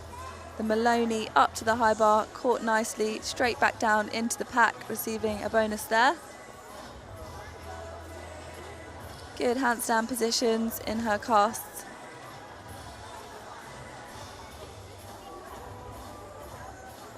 blind pirouette into that under grip position, winding up into the Jaeger, really good height, slightly bent arms on the catch. The judges probably would have deducted a little bit for that.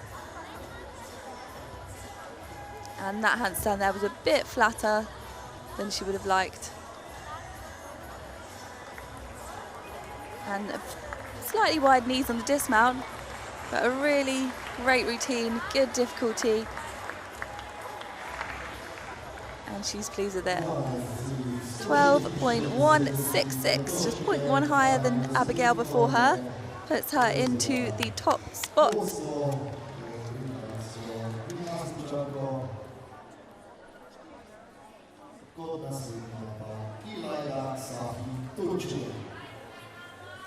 Next to compete, representing Turkey, Elayda Sahin.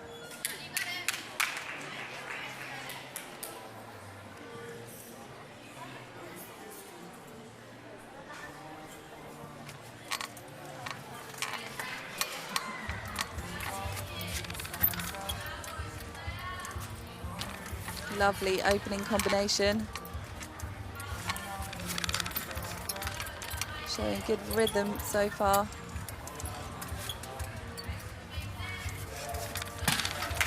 And good in the release, few hand adjustments, but caught nicely. Full turning giant into the simple back away dismount. Perhaps watered down difficulty.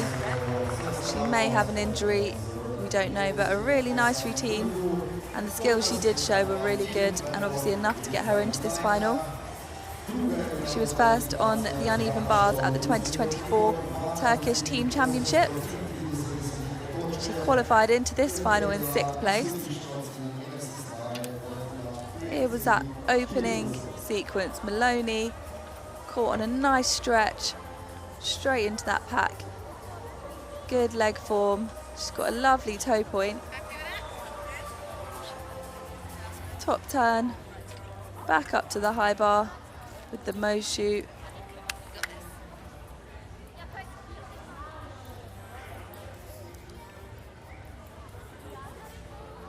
Here was her release and catch. A hard one to catch completely square, so she just had to make a few adjustments. And the full pirouette. And then just into a simple back away with a tiny step on the landing. 12.133 puts her into second. When you've got a watered down routine, you can only expect a certain score. She looks pleased with that. She's done the job that she came to do. Next to compete, representing Great Britain, it's Tegan Trafford.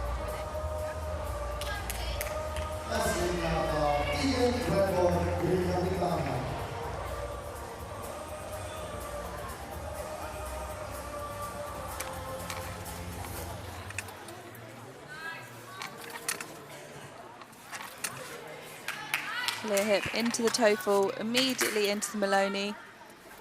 Back down to the pack. Back up with the Van Leeuwen. Working well. Blind. Into Pike Jaeger, just a little too far.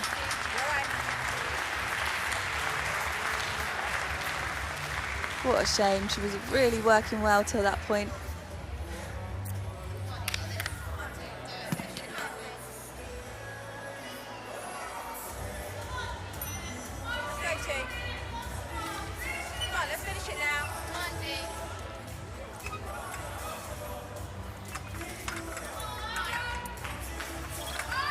Just had the dismount to go. No wonder she was so frustrated. She was so close to the end there.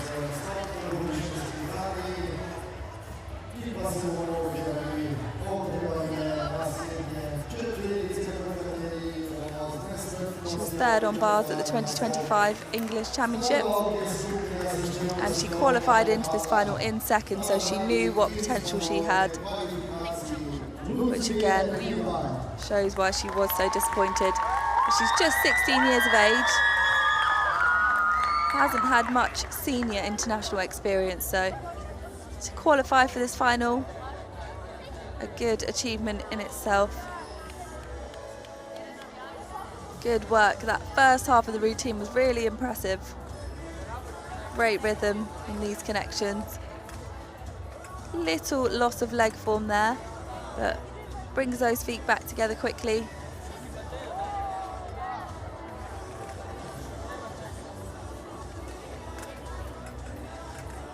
Here was that piked Jaeger, oh, just on fingertips. We're talking centimetres. You can see the coach knew just how close it was. And a good dismount. Gymnasts earning a bonus if their dismount is of a D or above. 11.533 for Tegan.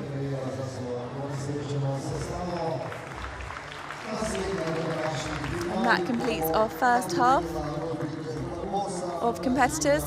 And the current standings: in first place is Gabrielle Bucas of Brazil. 12.166 from her. That will be the score to beat for our next 4 competitors.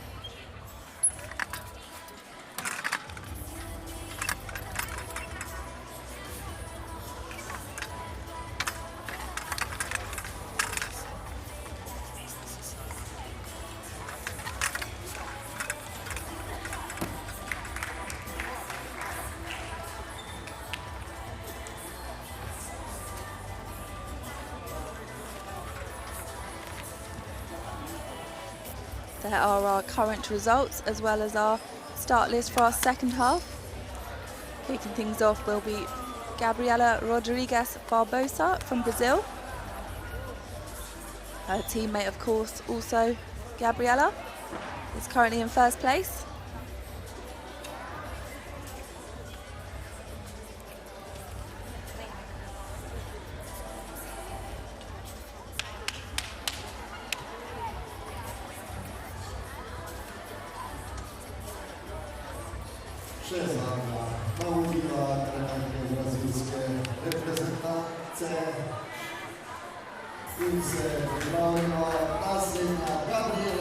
Here we go, first up in this second half, representing Brazil, Gabriela Rodrigues Barbosa.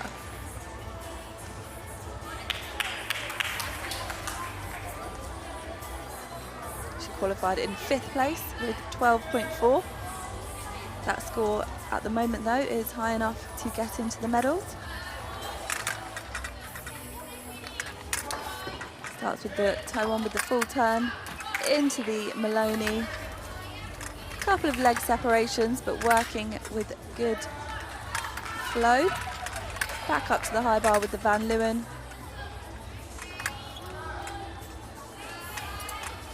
Into the Jaeger, catches nicely.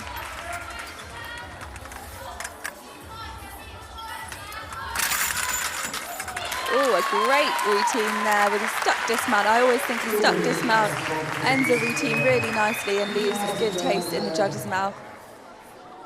So that will definitely be a score to watch. Just 17 years old. She was first all-around and third on the uneven bars at the South American Championships. And she was fifth all-around at the 2024 Senior Pan American Championships.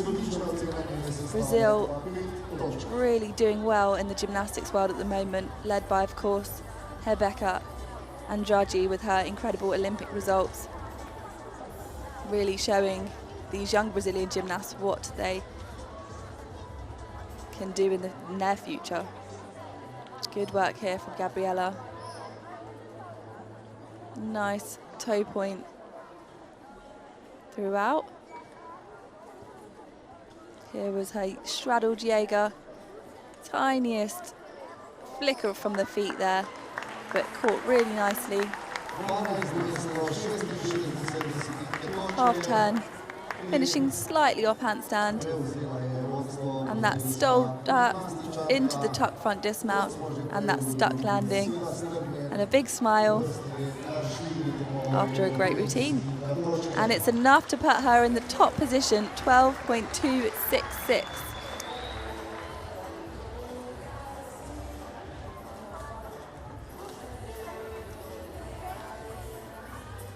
Three gymnasts to go. Next up, representing Turkey, it's Zeynep Kurtuluş.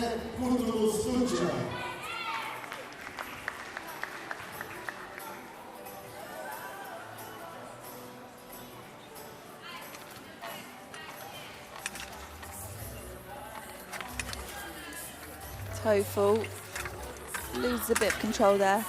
Perhaps was also aiming for that connection that we've seen from some of the other gymnasts, but chooses to play it safe. Good decision, I think.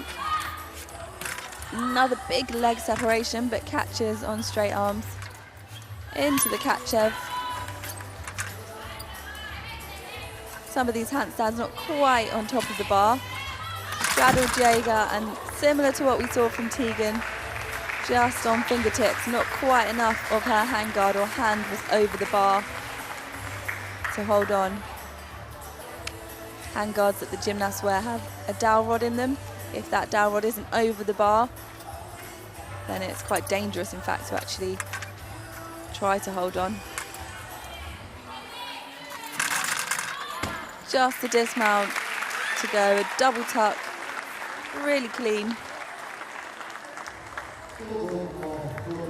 Unfortunate error there. Again, as I mentioned, similar to Great Britain's Tegan, just centimetres away.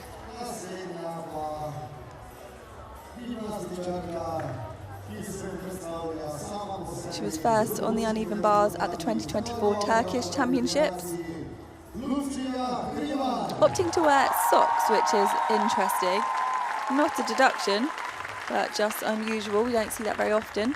And I would have thought in some of the elements where you put your feet on the bar, maybe a bit slippy, but obviously Zeynep doesn't think so. Maybe she just likes to keep her feet warm.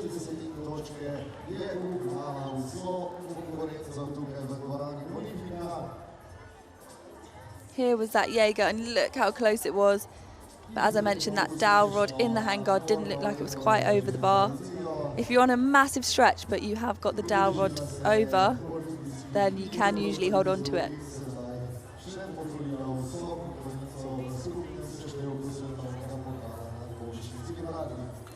Finishes the routine with a double back somersault. Fairly simple dismount. Won't get the dismount bonus for being a D or above in difficulty, but well performed, and it's a 10.866, putting her into 6th place.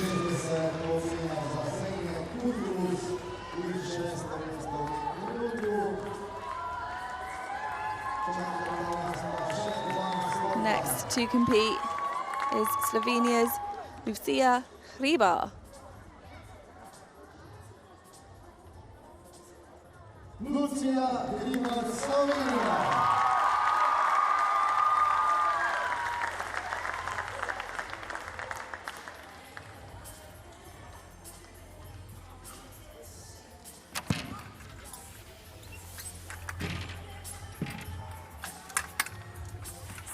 Showing that really difficult eagle position with the hands. Hopefully we see that in slow-mo so you can take that in, because that's really difficult. Great height in these releasing catches. And the nice transition into the pack salto. So disappointing. She was swinging so well just then. You've got to go for those handstand positions, but sometimes with that added adrenaline, it can send you over the top like it did just then.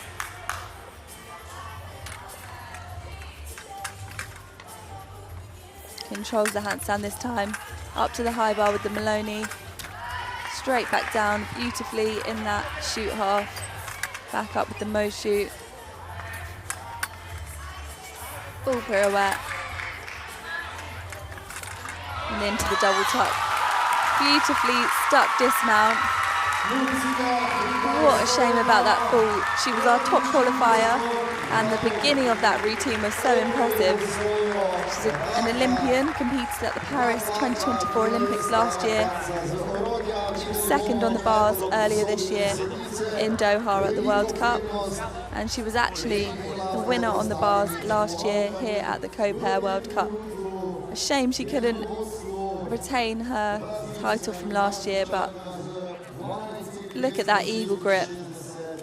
So difficult, and that height in that Jaeger catches on perfectly straight arms.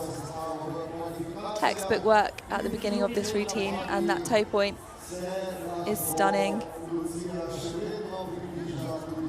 Again, a huge release, catches on perfectly straight arms once again, straight into the pack. Those legs are glued together, and unfortunately this is where that error came in. Just overcooked it here, going for those perfect handstands. Couldn't quite save it. We are hearing a cheer from the audience, and obviously this is her home crowd, so maybe, just maybe, the difficulty and the rest of the routine being so well performed has given her a good enough score for a medal. Let's see.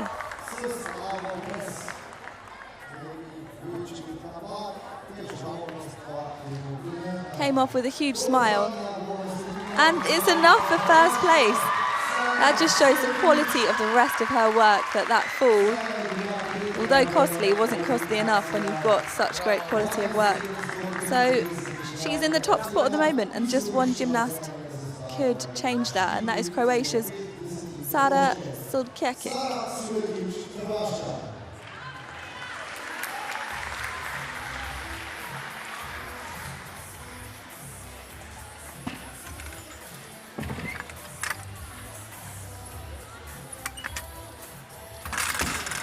Stoled up, height catch of there, straight out the bat with a mistake, unfortunately. She needs to now collect her thoughts and see if she can minimise errors in the rest of the routine. So as we've just seen, a fall doesn't mean you're out of the medals, especially when there has been previous mistakes from other competitors. So let's see how Sada gets on. Really nice handstand shape, holding it for a second there. There we go, catches the bar nicely this time. Great in the pack salto, lots of amplitude in her work. Van Leeuwen up to the high bar, nice form. Really beautiful toe point and leg form.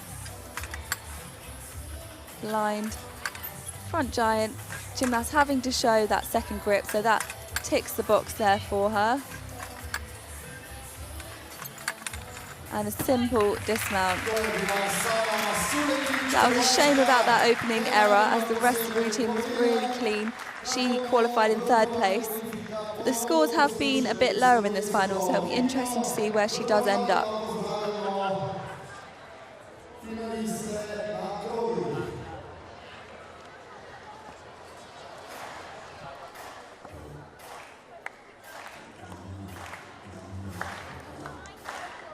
She's had World Cup medals before. She was second in 2024 in Osijek and third in 2023 in Mersin. As I mentioned, an error, but the rest of the routine was good, but a simple dismount, so I will be interested to see the score. Such great height on that release and catch. Has to control it into the upstart there, does a good job. Gets that handstand right on the top of the bar. Got hyperextended knees, which looks lovely. Simple dismount, but would have lost no points because she stuck it.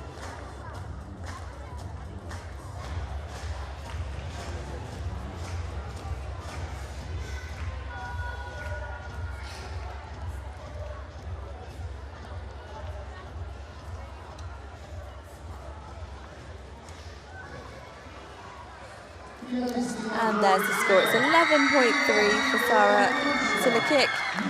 Puts her into 7th place.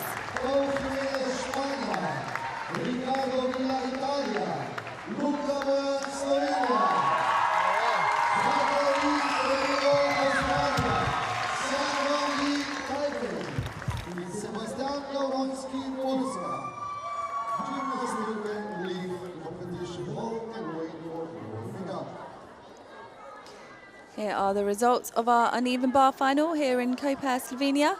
In first place from Slovenia, Lucia Ribar. In second place from Brazil, Gabriela Rodriguez Barbosa. And in third place, Gabriela Bucas, also from Brazil.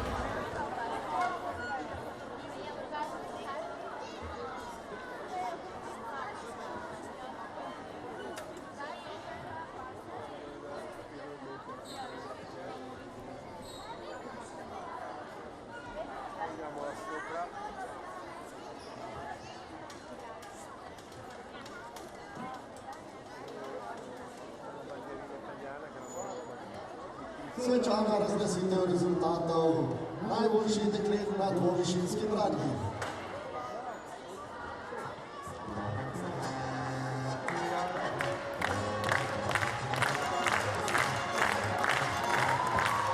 We welcome back our gymnasts for our uneven bars medal ceremony.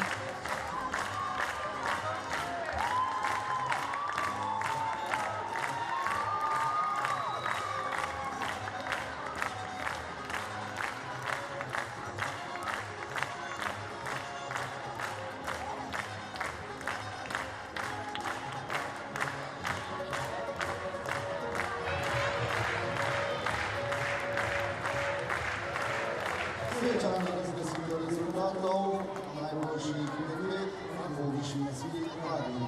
Award ceremony for uneven bar. Medalje priznanja bo podelila tehnična delegatka Svetovne gimnastične federacije, gospa Helena Lario. The medals will be awarded by the technical delegate of FIG, Ms. Helena Lario. Tretje mesto, third place, Gabriela Bucas, Brasilia. In third place, representing Brazil, Gabriela Bucas.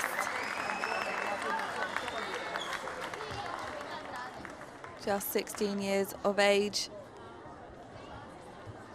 Undoubtedly a bright future ahead of her. Brazil just going from strength to strength in the world of gymnastics. And in second place, her teammate from Brazil, Gabriela Rodrigues Barbosa. Definitely two gymnasts to look out for this next Olympic cycle. And in first place, from Slovenia, Lucia Hribar.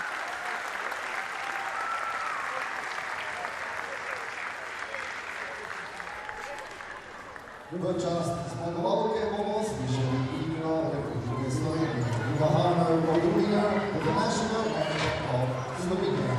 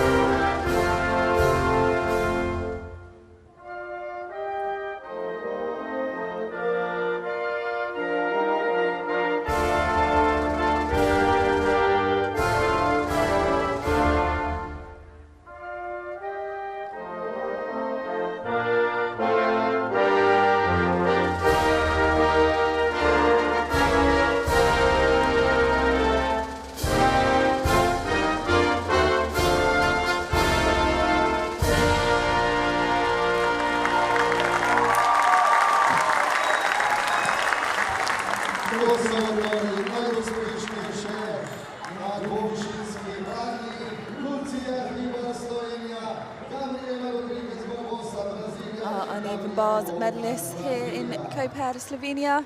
In third place, Gabriela Bukas. In second place, Gabriela Rodrigues Barbosa. And in first place, representing Slovenia, Lucia Hribar. Both apparatus in our women's finals here today have been won by Slovenian gymnasts, so a great day to be a fan in the audience. They have not disappointed.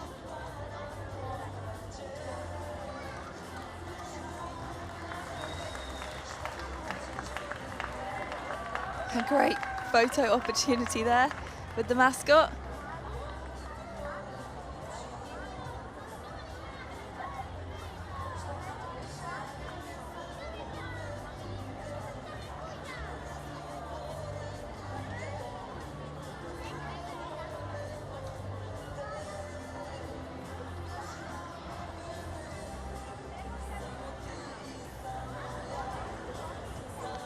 Just one more apparatus final to go here in Koper, and that is our men's rings final. You can see our first competitors having their warm-ups in the corner there.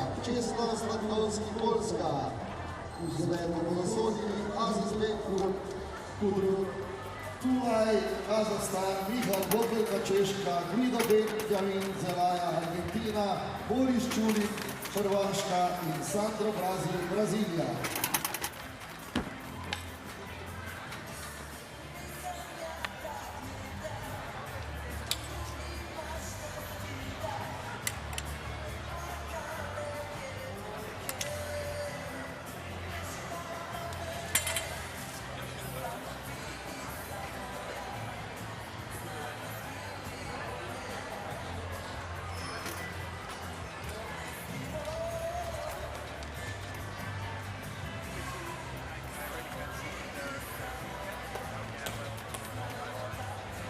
Zmagovalec kvalifikacij na krogih je aktualni svetovni prvak Ibrahim Colak, Turčija 14,133. Na drugem mestu Yunus Gundogdu, Turčija 14,33. Tretji je bil Ricardo Villa Italija 13,466. Slovenski reprezentant Luka Bojanc je v kvalifikacijah zasedel četvrto mesto. Here's the start list for our men's rings final here at the FIG World Challenge Cup in Koper, Slovenia.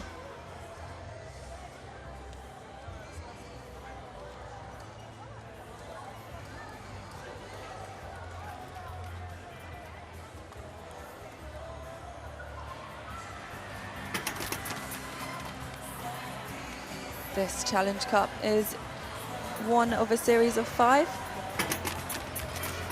The gymnast started in Varna, Bulgaria. The next World Challenge Cup will be Tashkent, Uzbekistan in June. And then later on in the year, we head to Paris, France. And the series finishes in Hungary in September.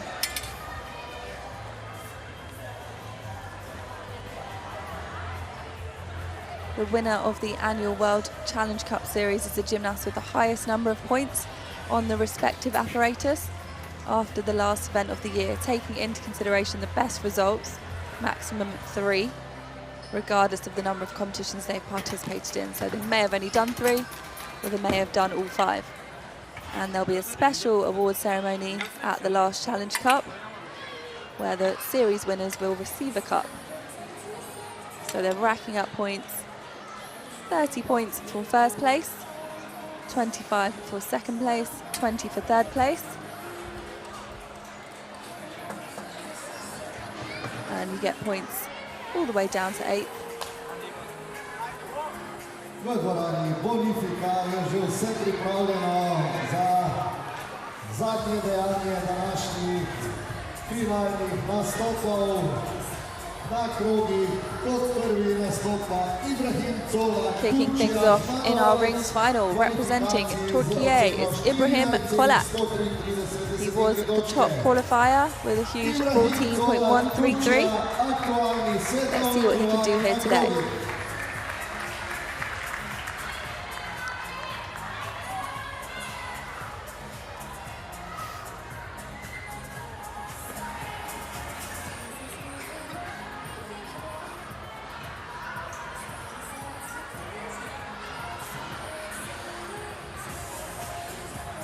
Great position in that first planche hold.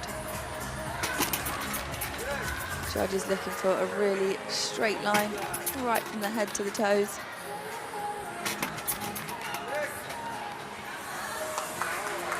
Classic inverted, iron cross. Swinging nicely, showing control in the handstand. Another really difficult hold done so well. You can see the strength it takes in the sheer size of his muscles. And the endurance to get through these routines. And he finishes with a stick, as I mentioned earlier on in men's gymnastics. There's a new rule, 0.1 stick bonus, which he will certainly receive from that landing.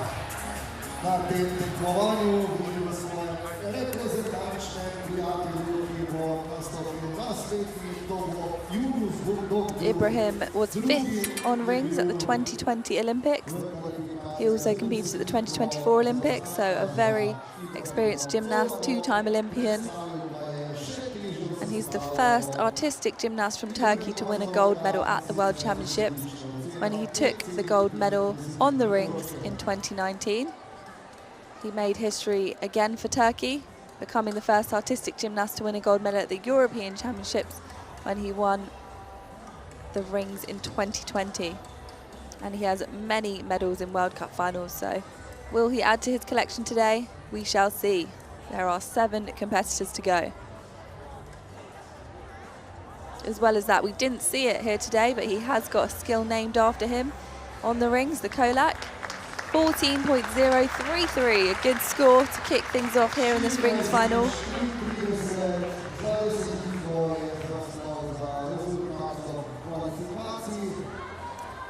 Next to compete is his teammate, representing Turkey, Yunus Gundogdu.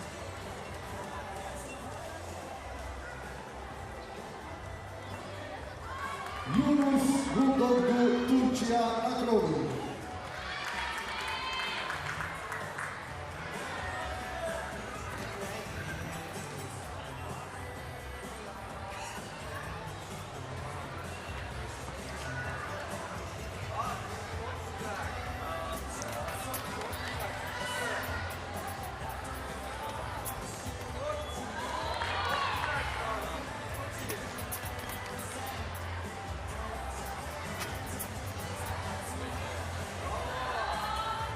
A really good position there. Shows he's able to hold it for the 3 required seconds.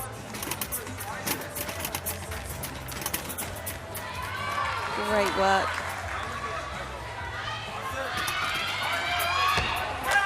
And a big dismount. He's pleased with that one. Fist pumps the air multiple times. Big routine. He was our second place qualifier with 14.033, which is the same score that Ibrahim just got. His highest World Cup finish is second on rings, which was in 2019 in Turkey.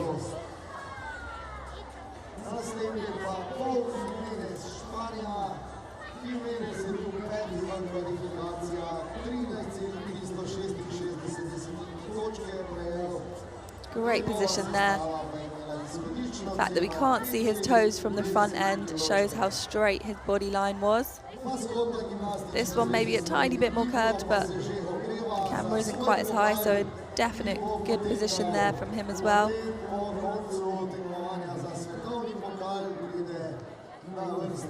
Could have done a bit more with the toe point.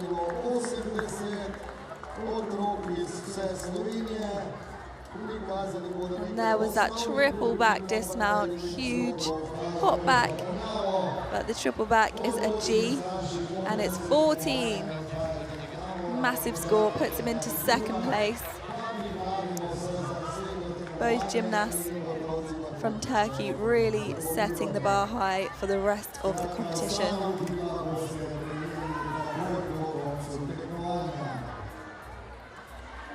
Next to compete, representing Spain, it's Pau Jimenez.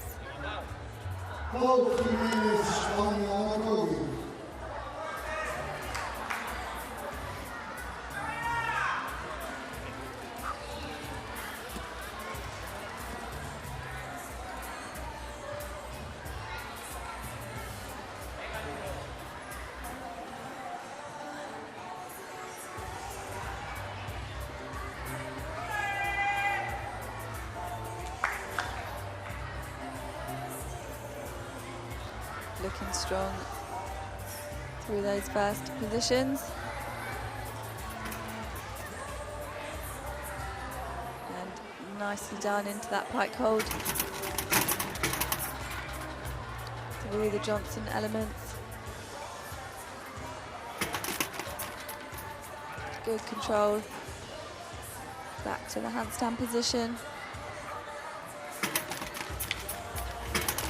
Winds up for that dismount, also a triple back.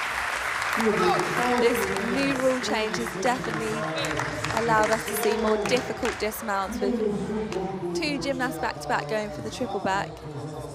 It's a really great rule change, makes this apparatus, along with some of the others, exciting as you wait in anticipation for those huge dismounts. Pau scored 13.366 in qualifications and was in 5th position. It's a clean slate when you get into finals, but it's always interesting to hear where they were in terms of qualification. He was 3rd on rings last year at the Osijek World Challenge Cup in Croatia. Can he secure another medal here in Koper?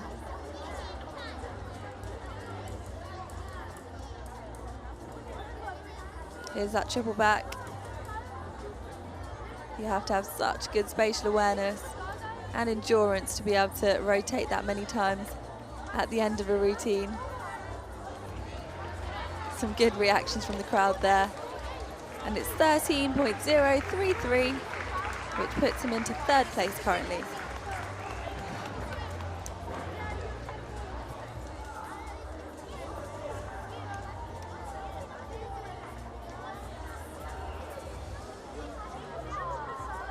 Next to compete, representing Italy, Riccardo Villa.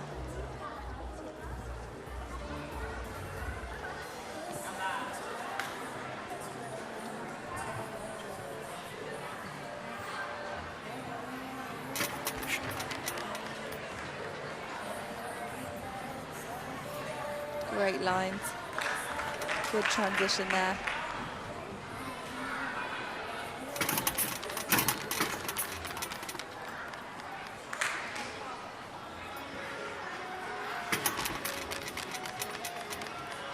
Beautiful toe point. Having that nice toe point just really finishes off the line. Another big dismount. Just a small step back. That stick, if you can get it, just does highlight the routine that much more and just leaves such a good impression in the judge's eyes. But it wasn't far off, just a small step. Still great control there from Ricardo as he brings our first half to a close.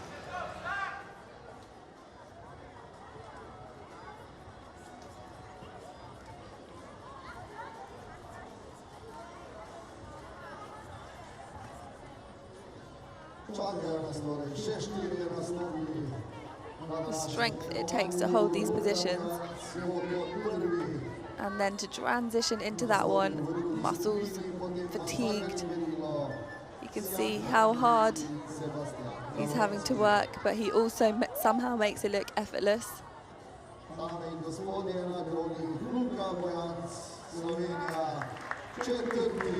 That is the magic of gymnastics. And a double twisting, a double back somersault to finish. Being able to make seemingly impossible skills look easy, that is the magic of gymnastics. 13.1, putting him into third place for Ricardo Villa of Spain, of Italy, excuse me.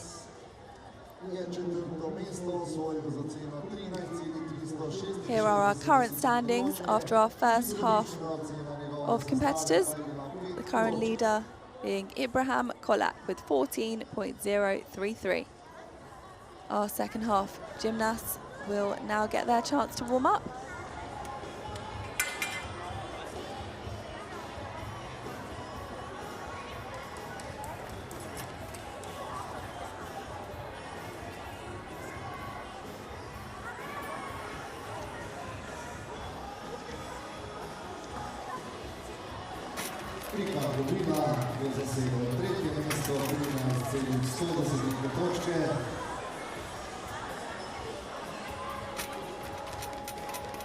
Ključka gimnastičarja sta domala nedosegljiva za preostalo konkurenco, odstopata tako po težavnosti kot po izvedbi svoje sestave.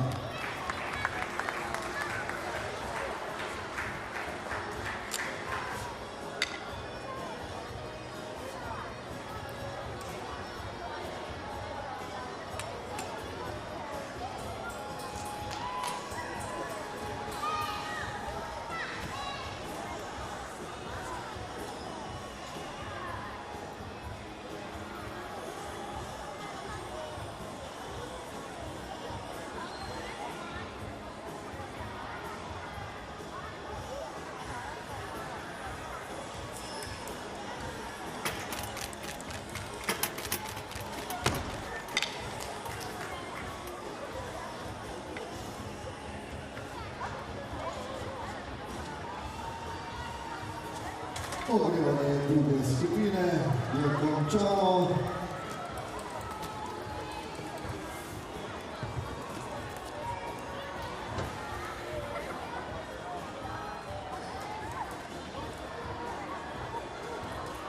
Trener Sebastian Piletič in reprezentančni kolega Beno Kunst pripravljata orodje našemu šampionu na krogih.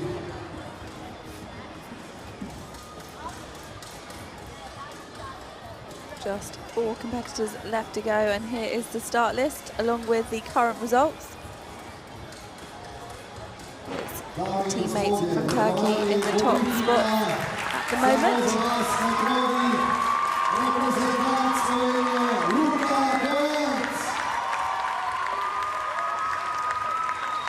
Next to compete from Slovenia, it's Luka Bojan. He qualified in 4th place.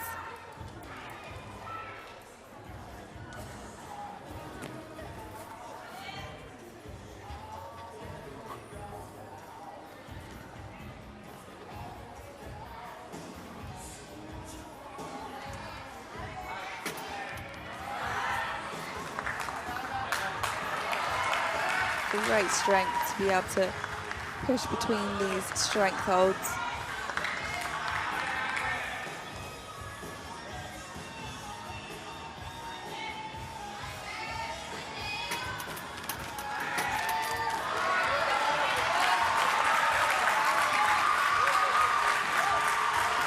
The crowd are really enjoying this performance so far.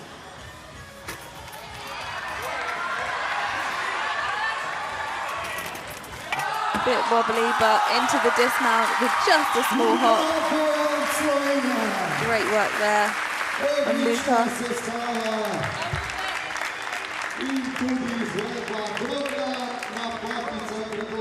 Compositional requirements on the rings involve kip and swing elements and swings through or to handstand, strength and hold elements, swing to strength hold elements, and of course the dismount.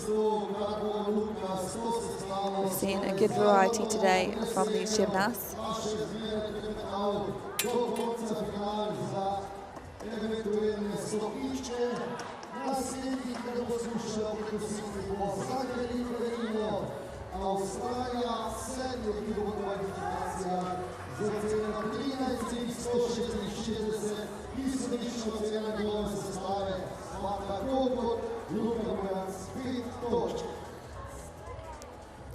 Through the Johnson elements, back into the hold. Just had to lift his legs up a little bit late there. Potential small deduction. Almost got the stick. Just a slight hop. Most likely a 0.1 deduction for that hop on the dismount. And it's put him into third at the moment with 13.2. He qualified in fourth, so if he can hold on to third, he'll be pleased with that. Next to compete, representing Australia, Zachary Perillo.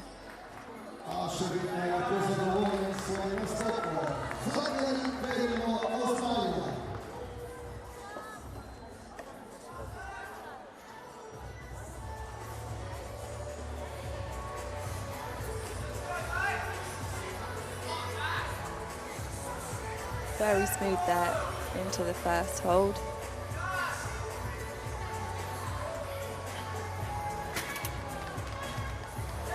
And the inverted cross, really difficult. Inverted skills have increased in value during this new quad. So good to see Zachary going for some of those. And the iron cross, you can see the grit on his face.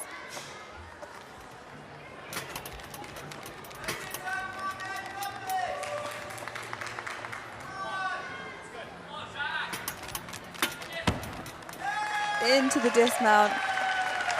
All gymnasts, of course, going for the stick. Doesn't quite get it this time, but it's a really good routine there.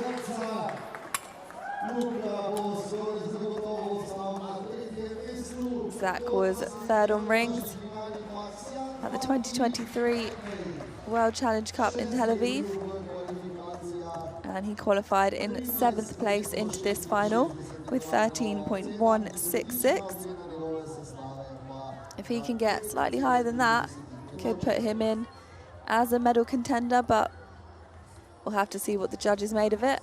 There's that really difficult inverted cross.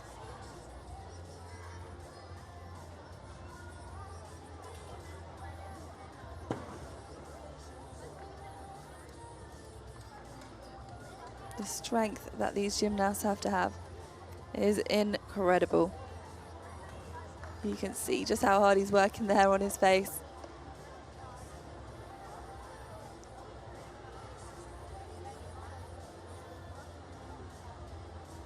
You can't get deducted for your facial expressions, as far as I'm aware. But I do think if you can make it look like it's easy on your face, it can sometimes play into your favour. 12.9 there for Zachary Perillo, 6th place so far.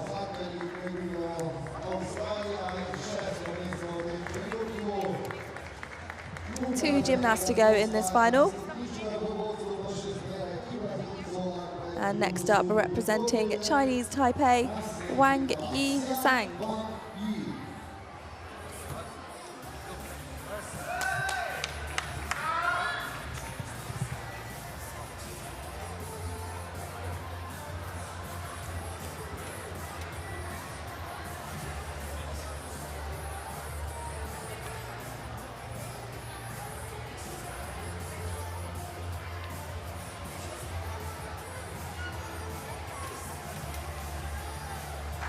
Straight into the cross, making it look easy.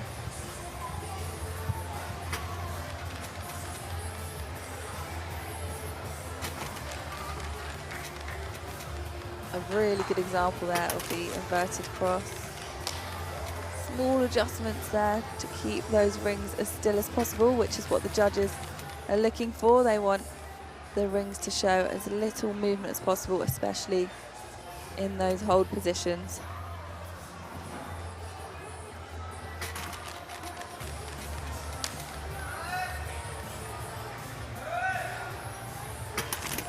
Winds up for the dismount. Oh, again, so many of these gymnasts have come so close to that stick.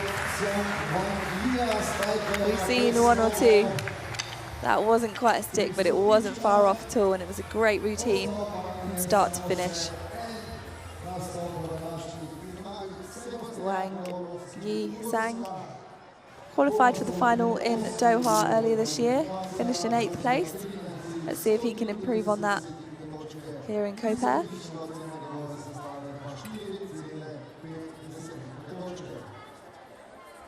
Cool, calm and collected, I would say.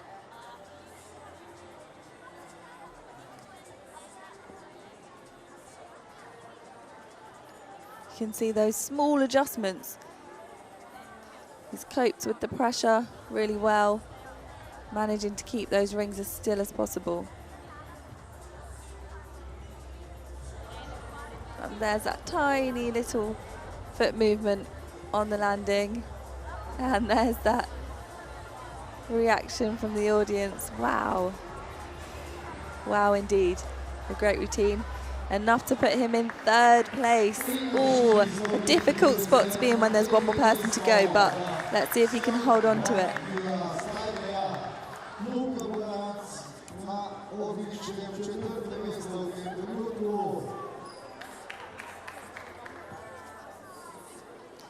Our final competitor of the day and of this rings final represents Poland. It's Sebastian Gawronski.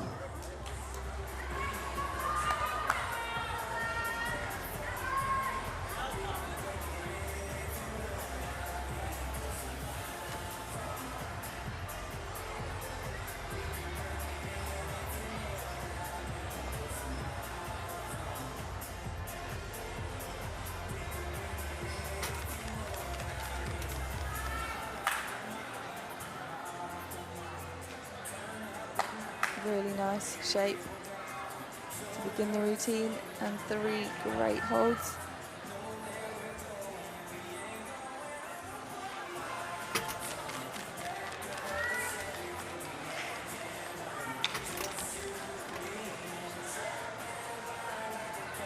Into the pike, pushes up to the handstand. Good work. And builds up to that dismount. Really good double twist and double back, hops forward.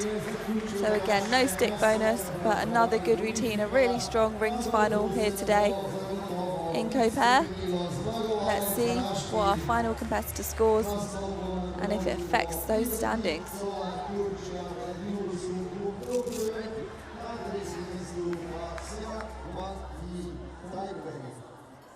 He was 7th back in 2020. That was the last time we saw him in a World Cup rings final in Hungary.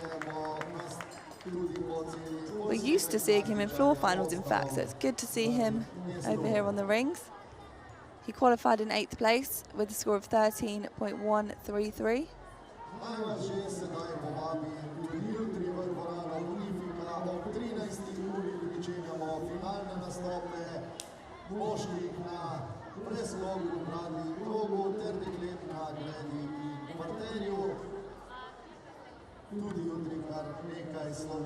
Big dismount, quite an open position in the air.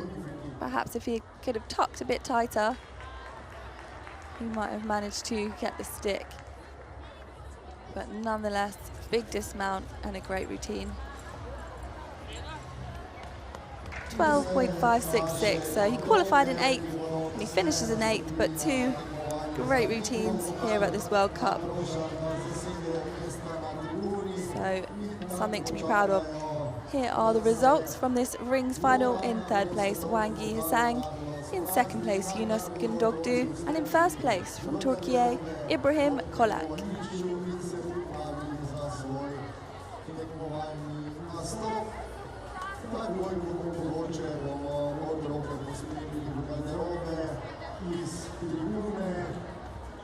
Na strani, kjer je semafor in od vode vstopajo tekmovalci na voditelje in prizorišče.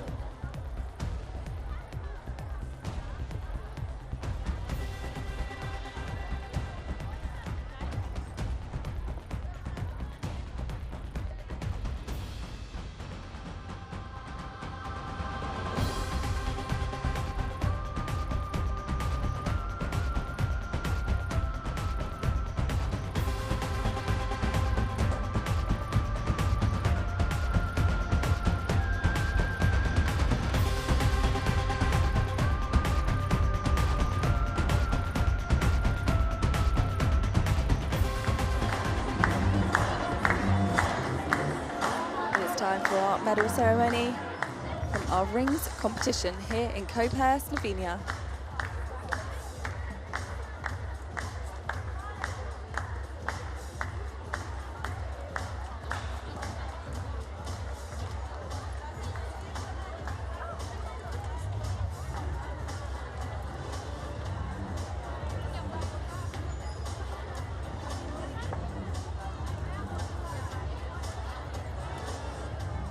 Srećana voditelj znak najboljših gimnastičarjev na globu. Award ceremony still rings. Medalje in priznanja bo podelil izvršni direktor družbe BTC, gospod Miha Mermal. The medal will be awarded by the executive director of our main sponsor BTC, Mr. Miha Mermal. Tretje mesto, 3rd place. In 3rd place, representing Chinese Taipei, it's Wang Yixiang.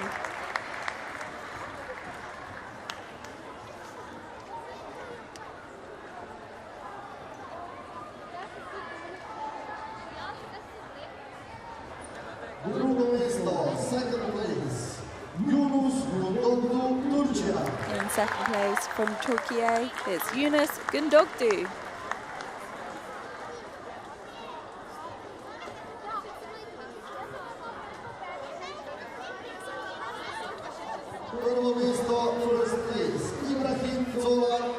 And in 1st place, also representing Turkey, Ibrahim Kolak.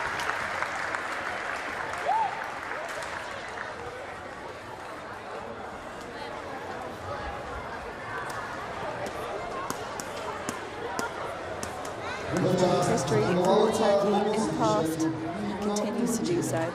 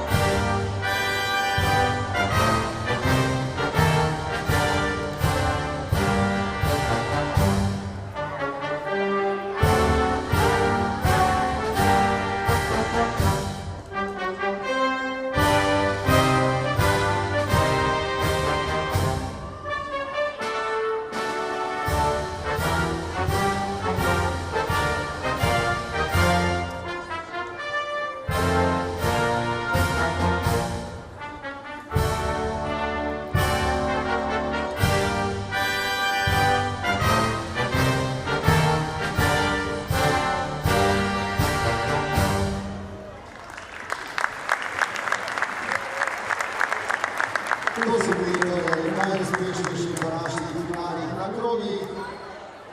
Prvi finalni dan 19. svetovnega pokala v moški ženski športni gimnastiki je s tem zaključen. Hvala za vašo. And there you have the rings medalists from the FIG World Challenge Cup here in Koper, Slovenia. In third place was Chinese Taipei's Wang Yixiang.